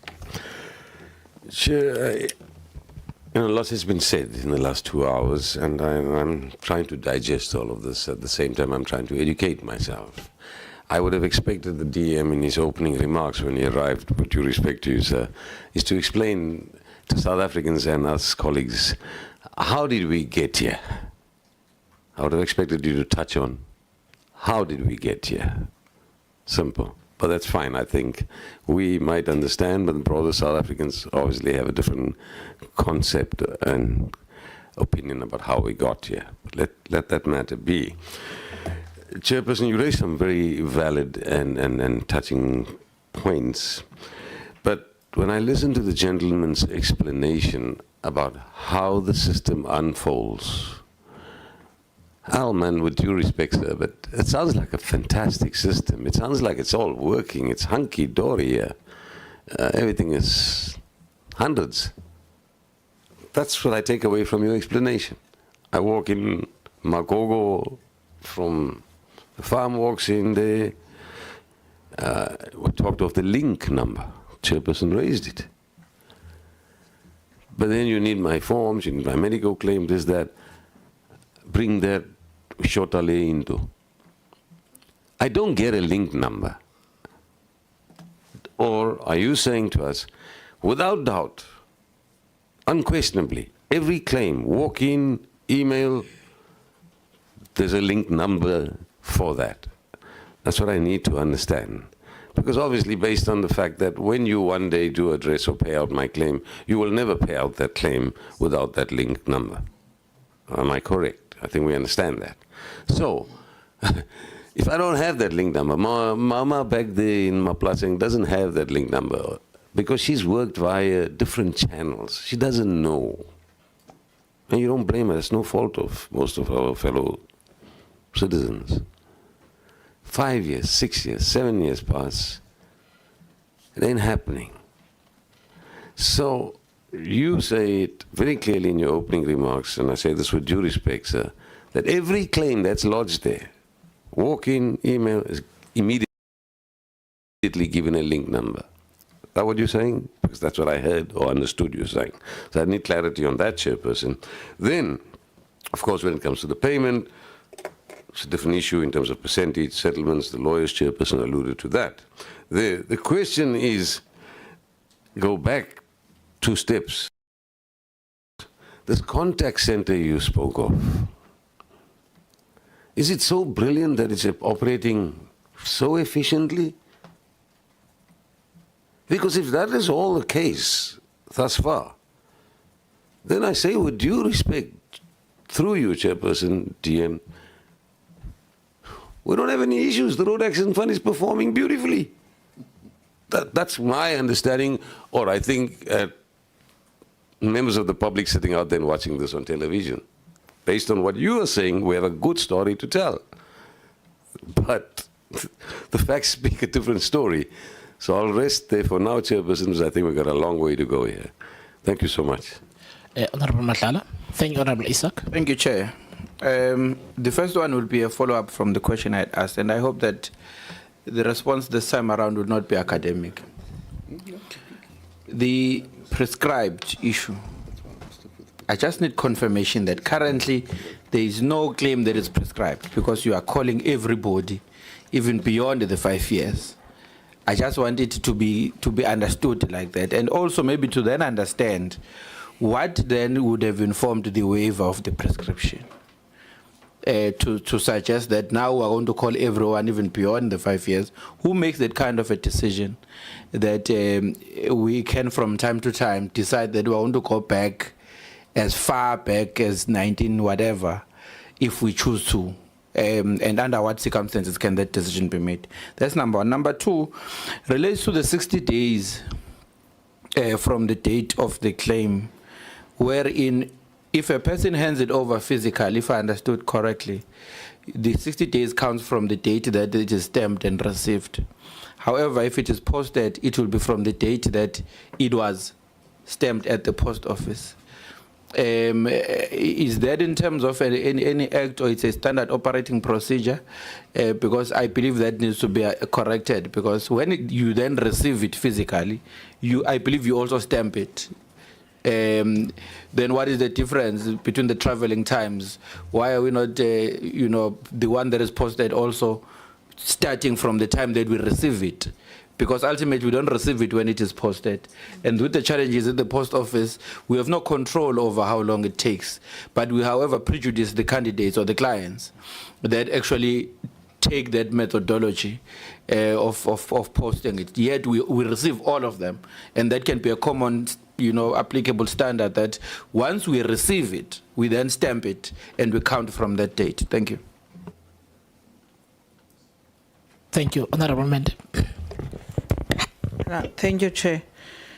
Linked to what Honorable Madlala is asking in terms of the post, can we get a confirmation that we have opened everything that was received throughout the years, including the pile I'm referring to? I don't know, Ntombi will help the chair of which year we were in those offices and which offices. One that is stuck in my mind, which stands out, was Johannesburg, where not a storage, it was even offices full of boxes, not only one office of a storage or something, but there were other offices full of the same boxes of letters to be opened. And there was a citation of lack of staff to open those letters. Now, linked to what informed the calling of everyone on the database, including those that should have been prescribed because of time, is it because you have discovered their responses in those letters, and then it informed you that people actually have submitted, but we have not opened them? Because that might have been the reason. So here there's two. Have you opened everything? Did you actually discover that actually people are submitting, but we are delaying as a RAF to open their post? That's number one. Then number two is at a point of making the, what do you call it? The offer on merit and giving the link number and all of those things. Do you pay immediately? What informs the change of mind? Now here, Chair, when we started this process, it triggered a lot of people to send us information. This I'm going to give you is part of those that were sent. They were even sent to the DM. I requested the DM to give us his office email so that some of the people can send direct to him as well. Here has a link number and everything. I will not read the name of the claimant. I'll give it to you after this meeting. But this was made in 2015. Offer made, it's a person who's claiming for loss of income because the spouse, a surviving spouse and children, on behalf of someone who passed on in an accident. Offer made, link given, everything done. So when it was asked to be an order of the court and the offer was accepted, there was no, it should have been more and whatnot. But then when they asked if it should be an order of the court so that the payment and everything is done, I don't know what informs that. Now RAF started opposing their own offer.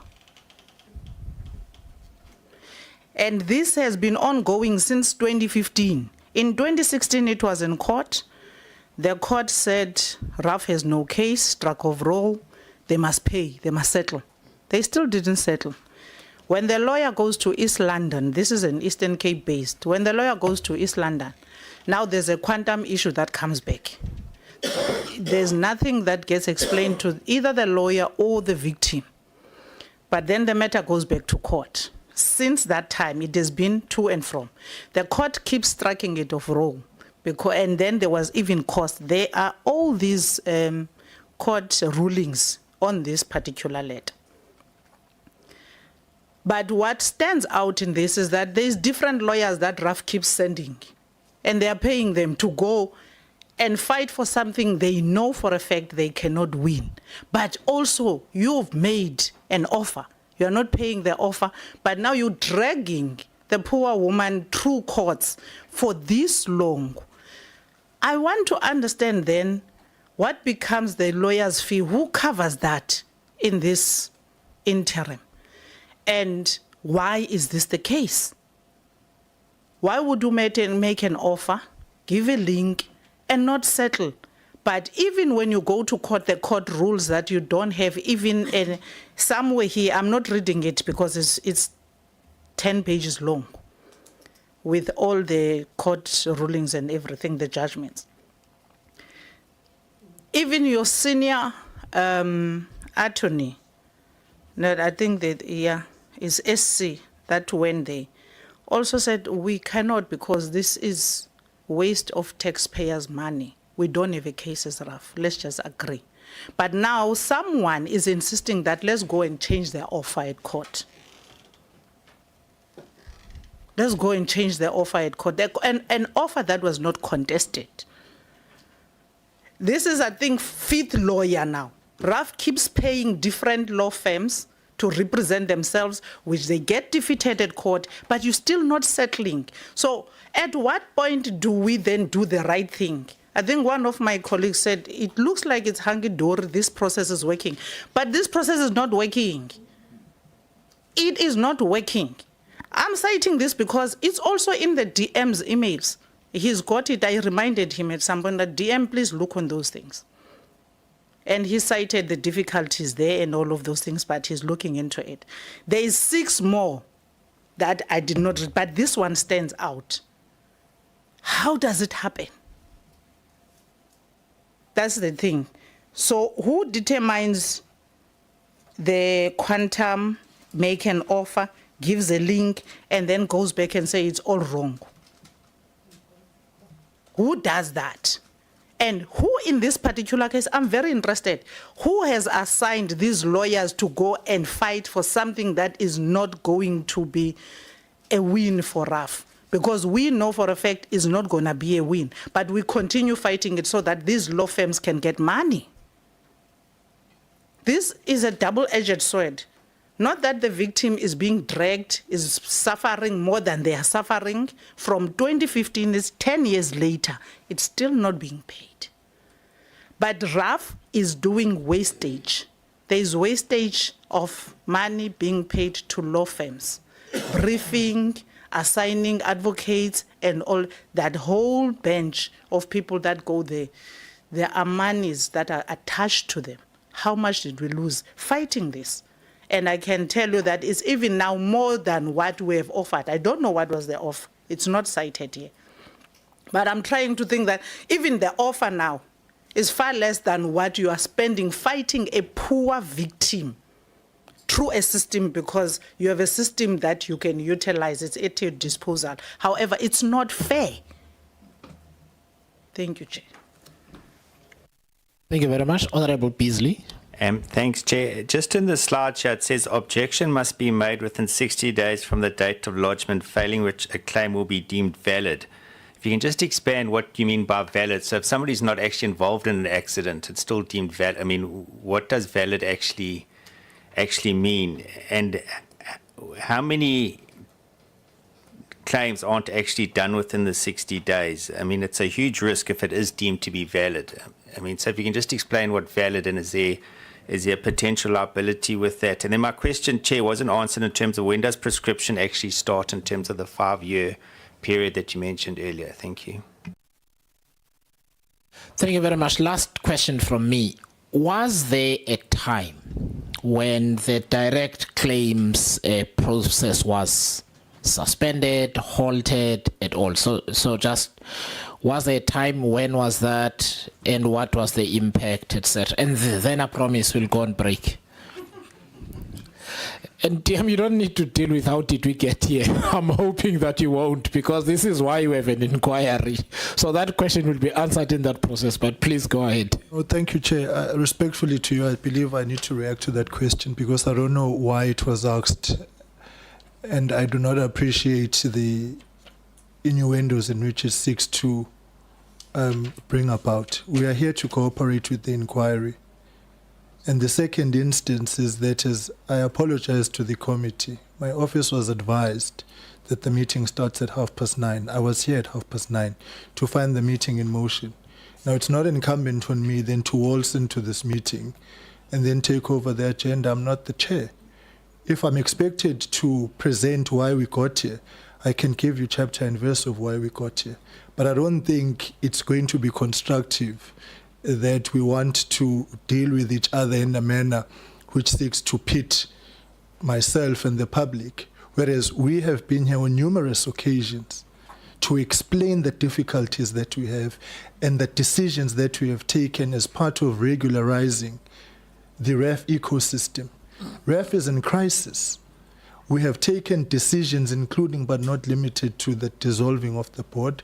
We've got an interim board. We've appointed departmental representatives. We've got a legislative review underway, precisely because there is a recognition of the material facts before us in the ministry that we've got a crisis.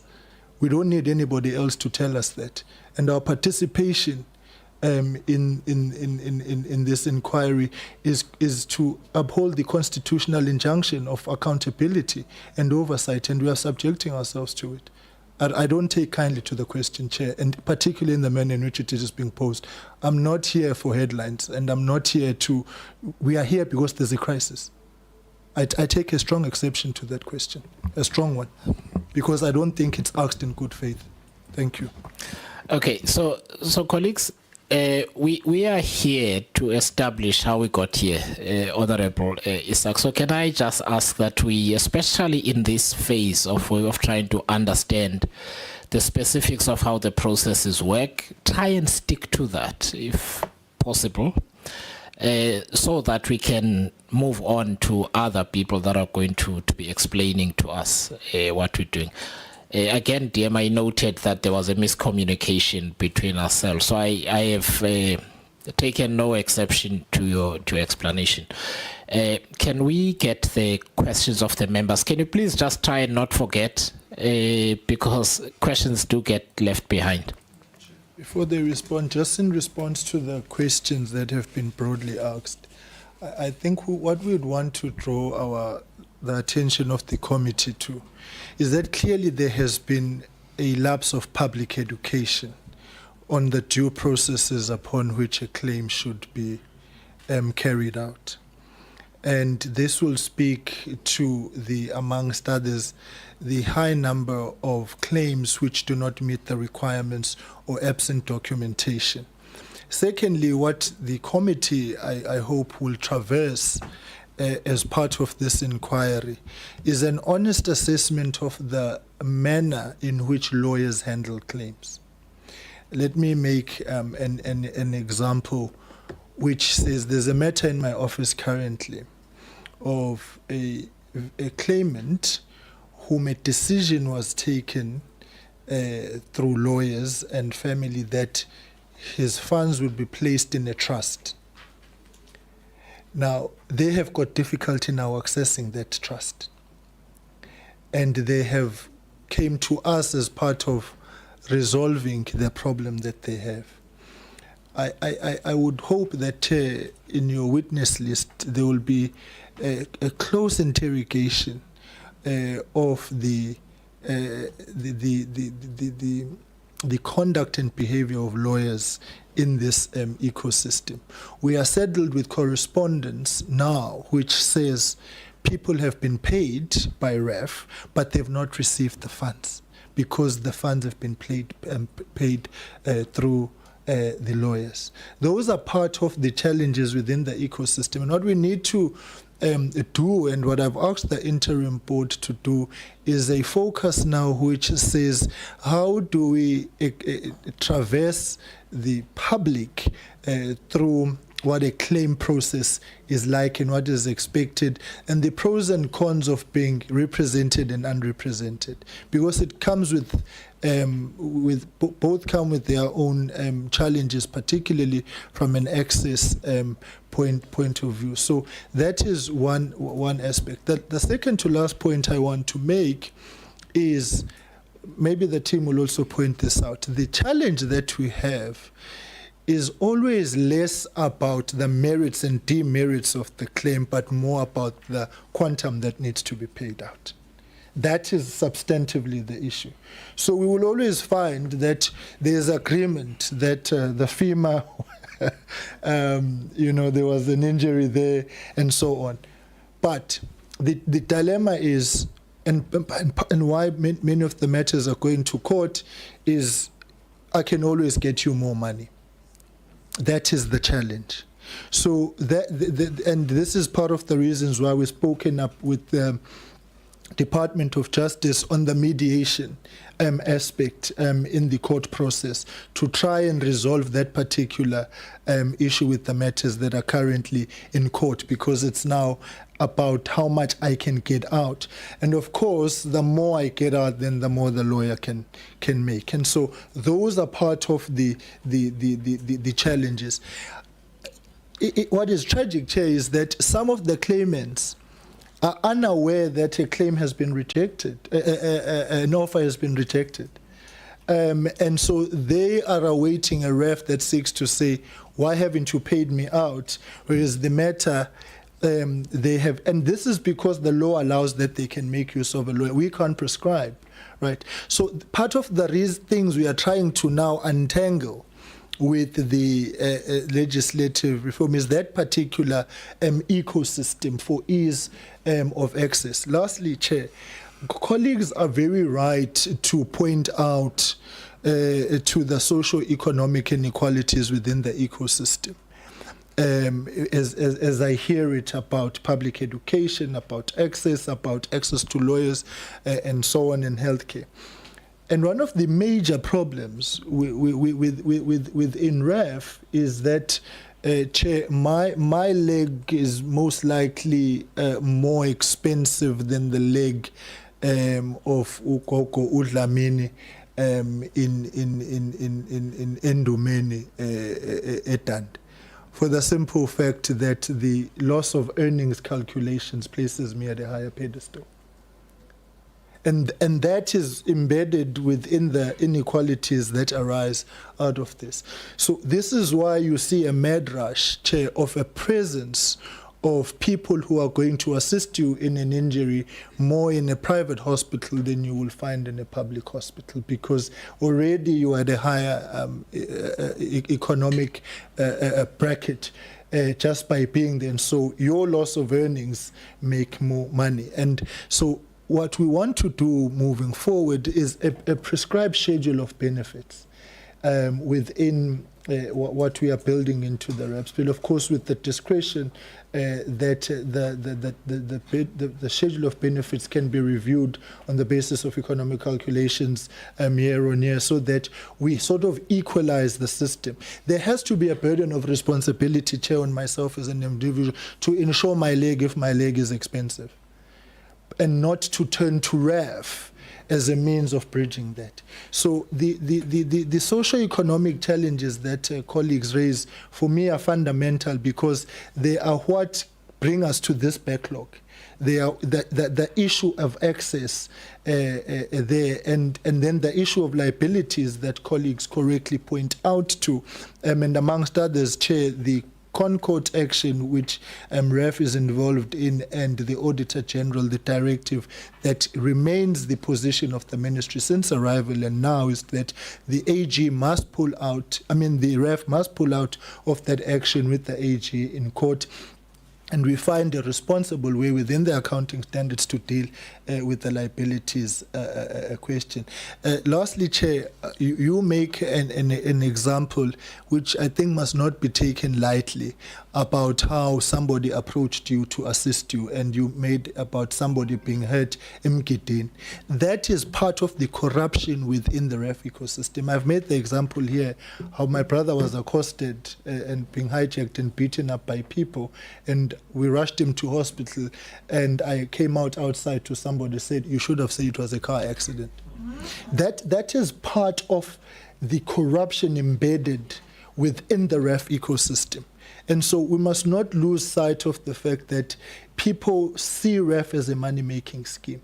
And so the stringent claim processes are amongst others, but maybe we can say REF may have, done a claims process overreach and went above and beyond strengthening its processes.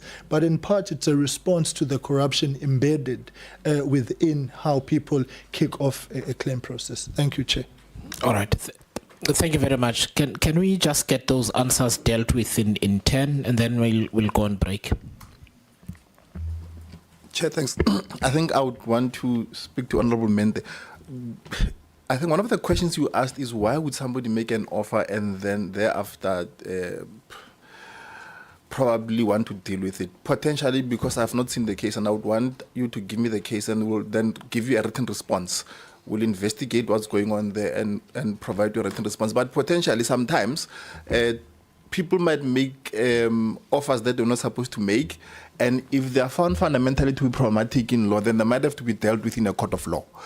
But I am not sure of the specifics of what you have there.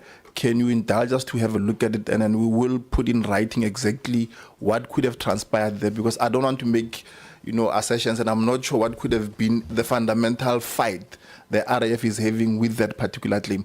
But we will, Chair, look at it and respond in writing to the committee and explain what could have transpired in that particular claim. I think I wanted to deal with that. Maybe Mr. Mkhabela, I think there were a few questions around the call center and why did we reach to everybody else and so on. I think Mr. Mkhabela will tackle those. Through you, thank you, Chair. Firstly, to Mr. Isaac, nothing is hunky-dory at RAF. I think that is a fact. But number two, the establishment of the contact center was an admission that we're dealing with decades-old problems. We have claims which are even more than 10 years old. Now, with us calling all the claimants, it was an attempt to say we're sitting with these claims, which are an indication of our liability. We have to do something about that. That is why we're not discriminatory on who we're calling. But these are some of the dispositions that we picked up. We are not able to reach at least 38% of the claimants, Chair, I must say that. Part of the reason is that they've changed numbers. The service providers, if you don't use the number for more than 6 months, is given to someone else. It's been a struggle for us to reach those claimants. But we did not stop there. We are making use of tracing agents to say, how can we reach you? Because the last number that we had was this number. Up until we have spoken to you, we will not be able to assist you because we don't know if you are even still alive for that matter. So the contact center, yes, was established. It's just under 2 years. We have had more than 1 million interactions through that platform. But we are now in a better position to understand who's calling us and why are they calling us. In the past, Chair, we had a very small contact center manned by very few warm bodies. We could not even tell if we're dealing with repeat calls, let alone the total number of queries we're dealing with. Where we are right now, we know exactly who we're dealing with, direct vis-a-vis the plaintiff attorneys.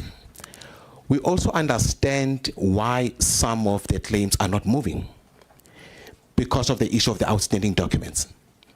So through the contact center, we'll call and say, Mr. Isaac, we are still awaiting a medical report, which your attorney hasn't finished out yet.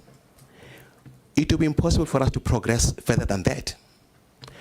But we do have instances where the reports were submitted, but the whole claim had to be investigated because of suspicion of other, corrupt practices that the DM also alluded to. So it's a function of many variables, but to your point,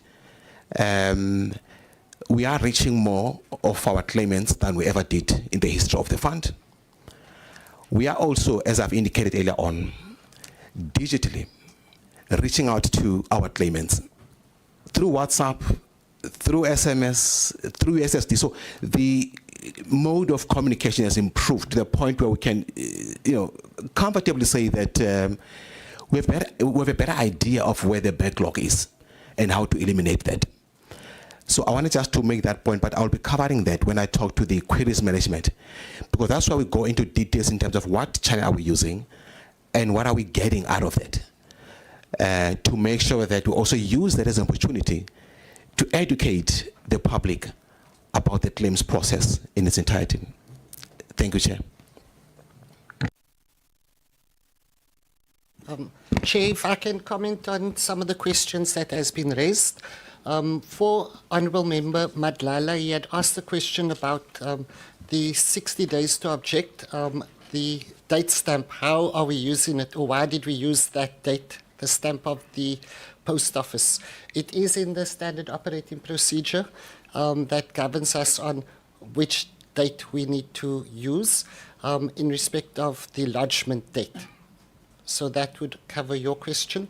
To answer Honourable Beasley with regards to the 60 days and whether it deems the matter valid in law.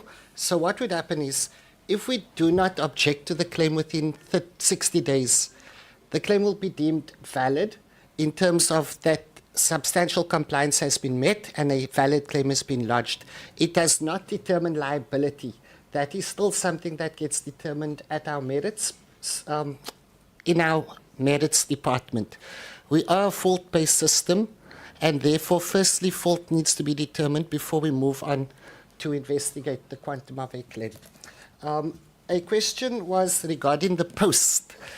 So, Madam Mente Nkuna, what would happen is that on a weekly basis, we've got a document management department where part of the duties and responsibilities are to collect post at the post office. Over the past few years, there has been a decline in how we receive our mail from the post office, and it is something that has been articulated and ventilated in a number of meetings that we've had with regards to the opening of, well, collection of correspondence, and then as well as opening of the documents. This occurs in document management services.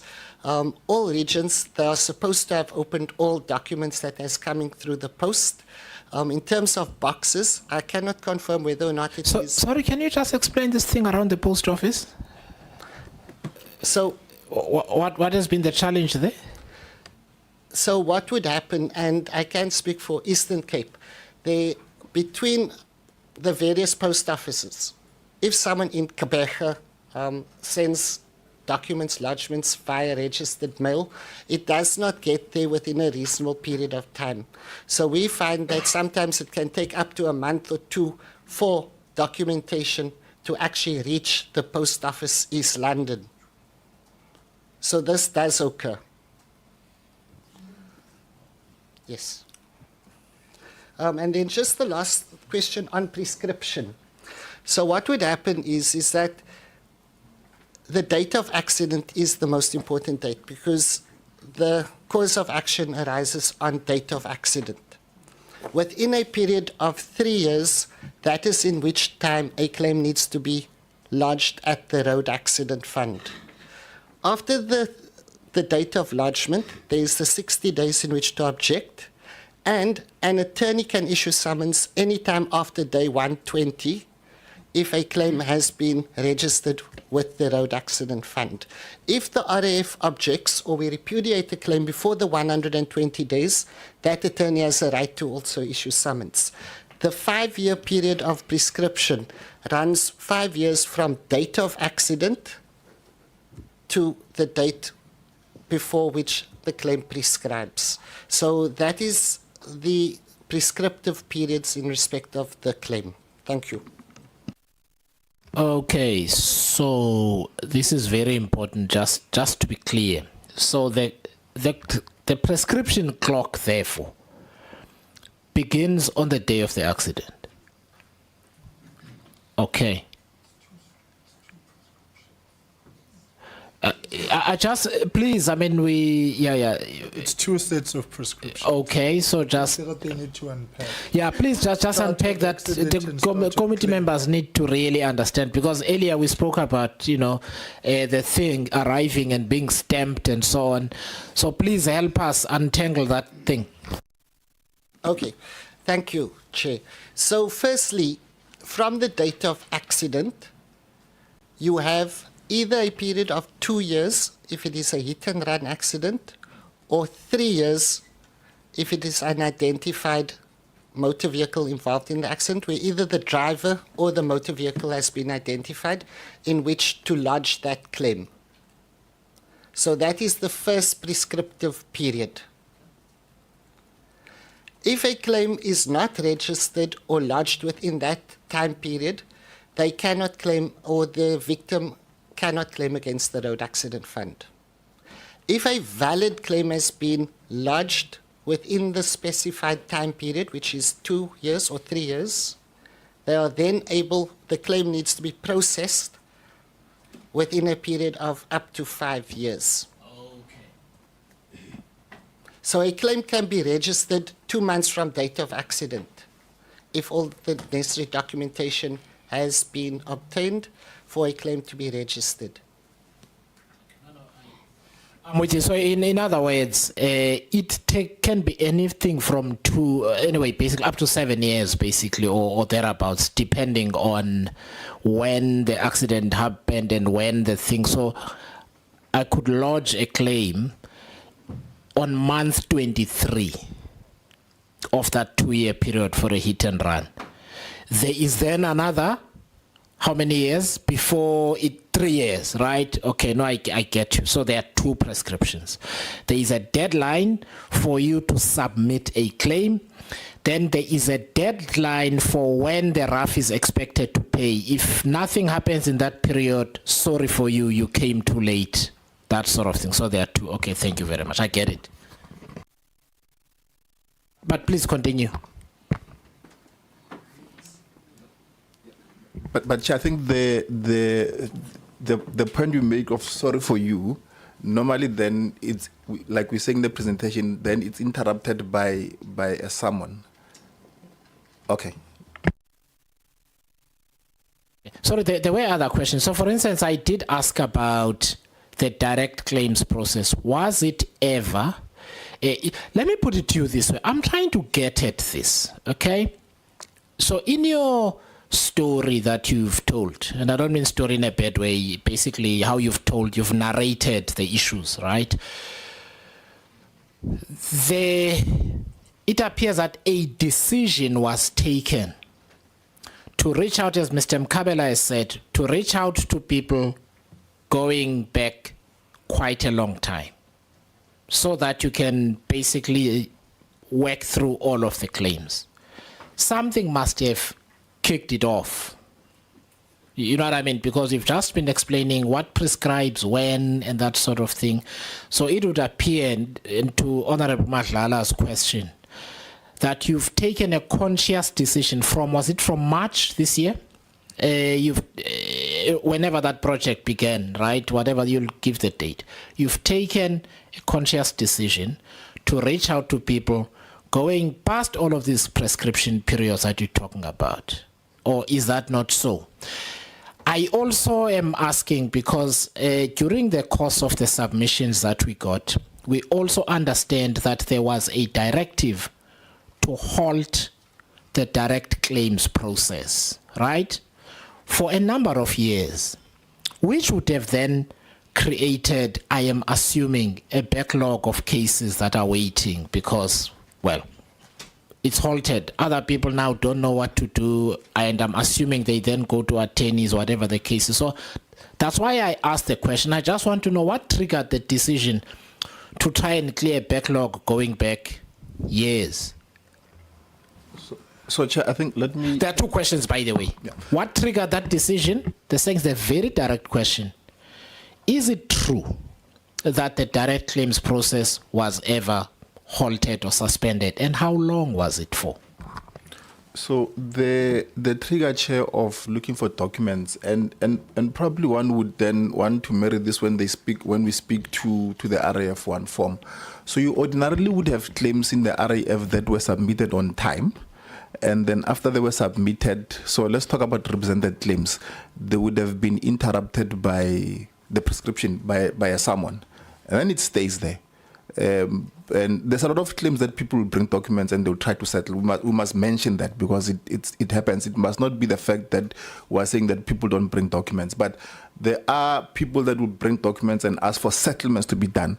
But there's a chunk of claims that are sitting where a form was submitted and nothing was submitted to the RAF to substantiate the ability of the fund to assess and make an offer on that claim.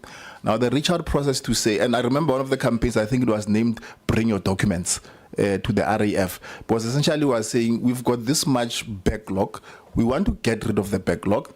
And when you do an assessment to try and get rid of the backlog, you realize that if I want to settle this claim, actually I have an example, Chair, where we actually wrote letters to, I think, to the point of honorable mentor around loss of support. You know, when you deal with a loss of support, it's because somebody has passed on. And therefore, you'd want to deal with those claims quicker, or at least if you can. And there was a project that was run to try and address loss of support claims. And letters, specific letters were written to particular attorneys to say, you've got this claim within the RAF, and we identified it as a loss of support. We want to settle this claim. These are the documents that are missing for this claim. This thing has been sitting in the system for quite a while. Can you give us these documents that we can make you an offer? In my recollection, Chair, there was less, or rather the responses were not as we thought, because we thought people would jump to their opportunity to bring documents. So the trigger is to deal with the backlog, and I must just say, is to say there are so many claims that are sitting in the ecosystem. I mean, some of them go far backwards, Chair, and I must say, way back. And the trigger was to say, we need to get these things out of the system. So we need to then, you need to make a test to say, did this claim prescribe? Because if the claim is prescribed, there's a particular process that must be dealt with to make sure that the claim that is not in the system anymore. Is the claim settlable even though it's old in the system, it has not prescribed? Are we able to settle it? And this is when the call center then reached to people to say, give us the documents because your claim has been in the system for quite a while and we want to settle that claim. So essentially that campaign, Chair, was based on the fact that we are dealing with the backlog. And I think going forward, we are looking at a project that seeks to get rid of the backlog so that we get rid of the old claims that are sitting in the system. So essentially, that's what, and these exercises, Chair, are also not done only at the call center, but various regional offices would be reaching out to try and get claims settled. And to settle a claim, you need particular documents of claims that would have been sitting in the system for quite a while. So that's the trigger that caused that. The direct claims process. Chair, I don't recall and I'm not saying it's not existing, I honestly don't recall a directive that stopped the direct claims. But I must say that when we deal with the RAF one, we'll show the impact of the RAF one form, like you had asked in the question, that we must show that impact. But I don't recall it. If it's there, Chair, I don't recall it, where there was a directive to say the direct claims process must be stopped. And again, I will check with my colleagues or check if there was a directive like that. And if it's there, Chair, I'll come back and consider and say that directive was there. Okay, so something happened between 2019 and 2022. There was a period when things couldn't be processed. So the reason I keep circling this issue of the backlog together with this question is that in my mind, they are not unrelated, right? And we need to then know for the Secretariat what further questions to ask, because we invited submissions. We got a fairly substantive, at least a clear submission that from 2019, I'm looking at it, so from 2019 October until 2022 December, what happened in that period? The person might have misconceived it, what it is. Can you explain what that issue was? Thanks, Chair. What I recall was that sometime in 2020, I think around about December, if I'm not mistaken, there was a decision to say that RAF must process all the direct claims. And that decision, I think it was taken just before the introduction of the RAF 1. The objective, I think, of that decision was to say that we've got all of these claims that are sitting on the system which are not being settled and they lack documentation. Now we want to introduce a new form that says that when you bring in your documents, you need to make sure that then you've got all the required documents so that then we can be able to process that claim. So the one that I recall, I think it was that decision. As a result, I think there was a project that was established to make sure that then it deals with the settlement of those direct claims. I was working with that particular project. Right. No, I mean, we'll work through it at another time, right? But it would appear that there was some change in procedure. It halted the processing of direct claims for a period. And then, that's why I'm linking these two. But we can deal with that at a later stage, maybe when we've dealt with RAF 1 form. What I need to ask is, you said, Mr. Mkabel, that you used to have a tiny call center. When was that, and how many people did it have at the time? Thank you, Chair. We established the current contact center, Chair, under 2 years ago. On the 9th of October 2023, that was the beginning of the current contact center as we have it. Prior to that, for many, many years, RAF has always had a call center department, which was not fully resourced to deal with the vast number of claims that we're dealing with today. It was out of that realization that we needed to change that part. But also, one of our outcomes is to ensure that we are claimant focused. No, don't worry. I just want to just know the raw facts. I mean, this is not a trick question at all. I just want to get my notes. So there was a call center before. Can you approximate the number of people that it had? I would say about 34 agents in that contact center, yes. So there was one call center nationally, yes, with about 34 agents. Approximately, yes. Yes, and then you looked at your operational environment and you decided to expand it. To how many? Okay, we realized that we needed to beef up the capacity for us to address, amongst others, the issue of backlog, etc. Because we also realized that our claims handlers were bogged down with a lot of queries instead of them focusing on the core business of assisting to settle those claims. We then participated in a contract driven through the Department of Labor. That detail, okay. I'm sure, please, I'm not going anywhere with this. We can maybe deal with that at another time. Okay. I just need to know that you used to have 34. Yes. Now you have approximately how many? As we speak, for 300 agents. Right, okay, so you basically nearly threefold, yes. Yeah, well, more than that, yes. Actually. Yeah.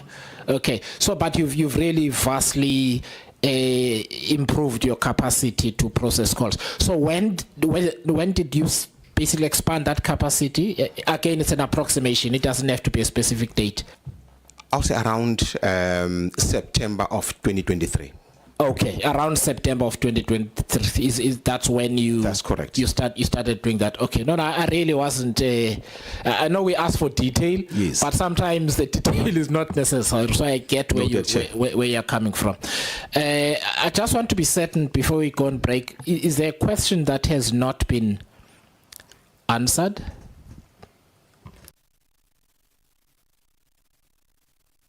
Yeah, sorry, I don't mean to keep on banging on about the same thing, but it is about that percentage that I asked about. I know that they said that they're going to get the information, but can we get a time frame, please? Because I don't want this just to kind of disappear into the ether, basically.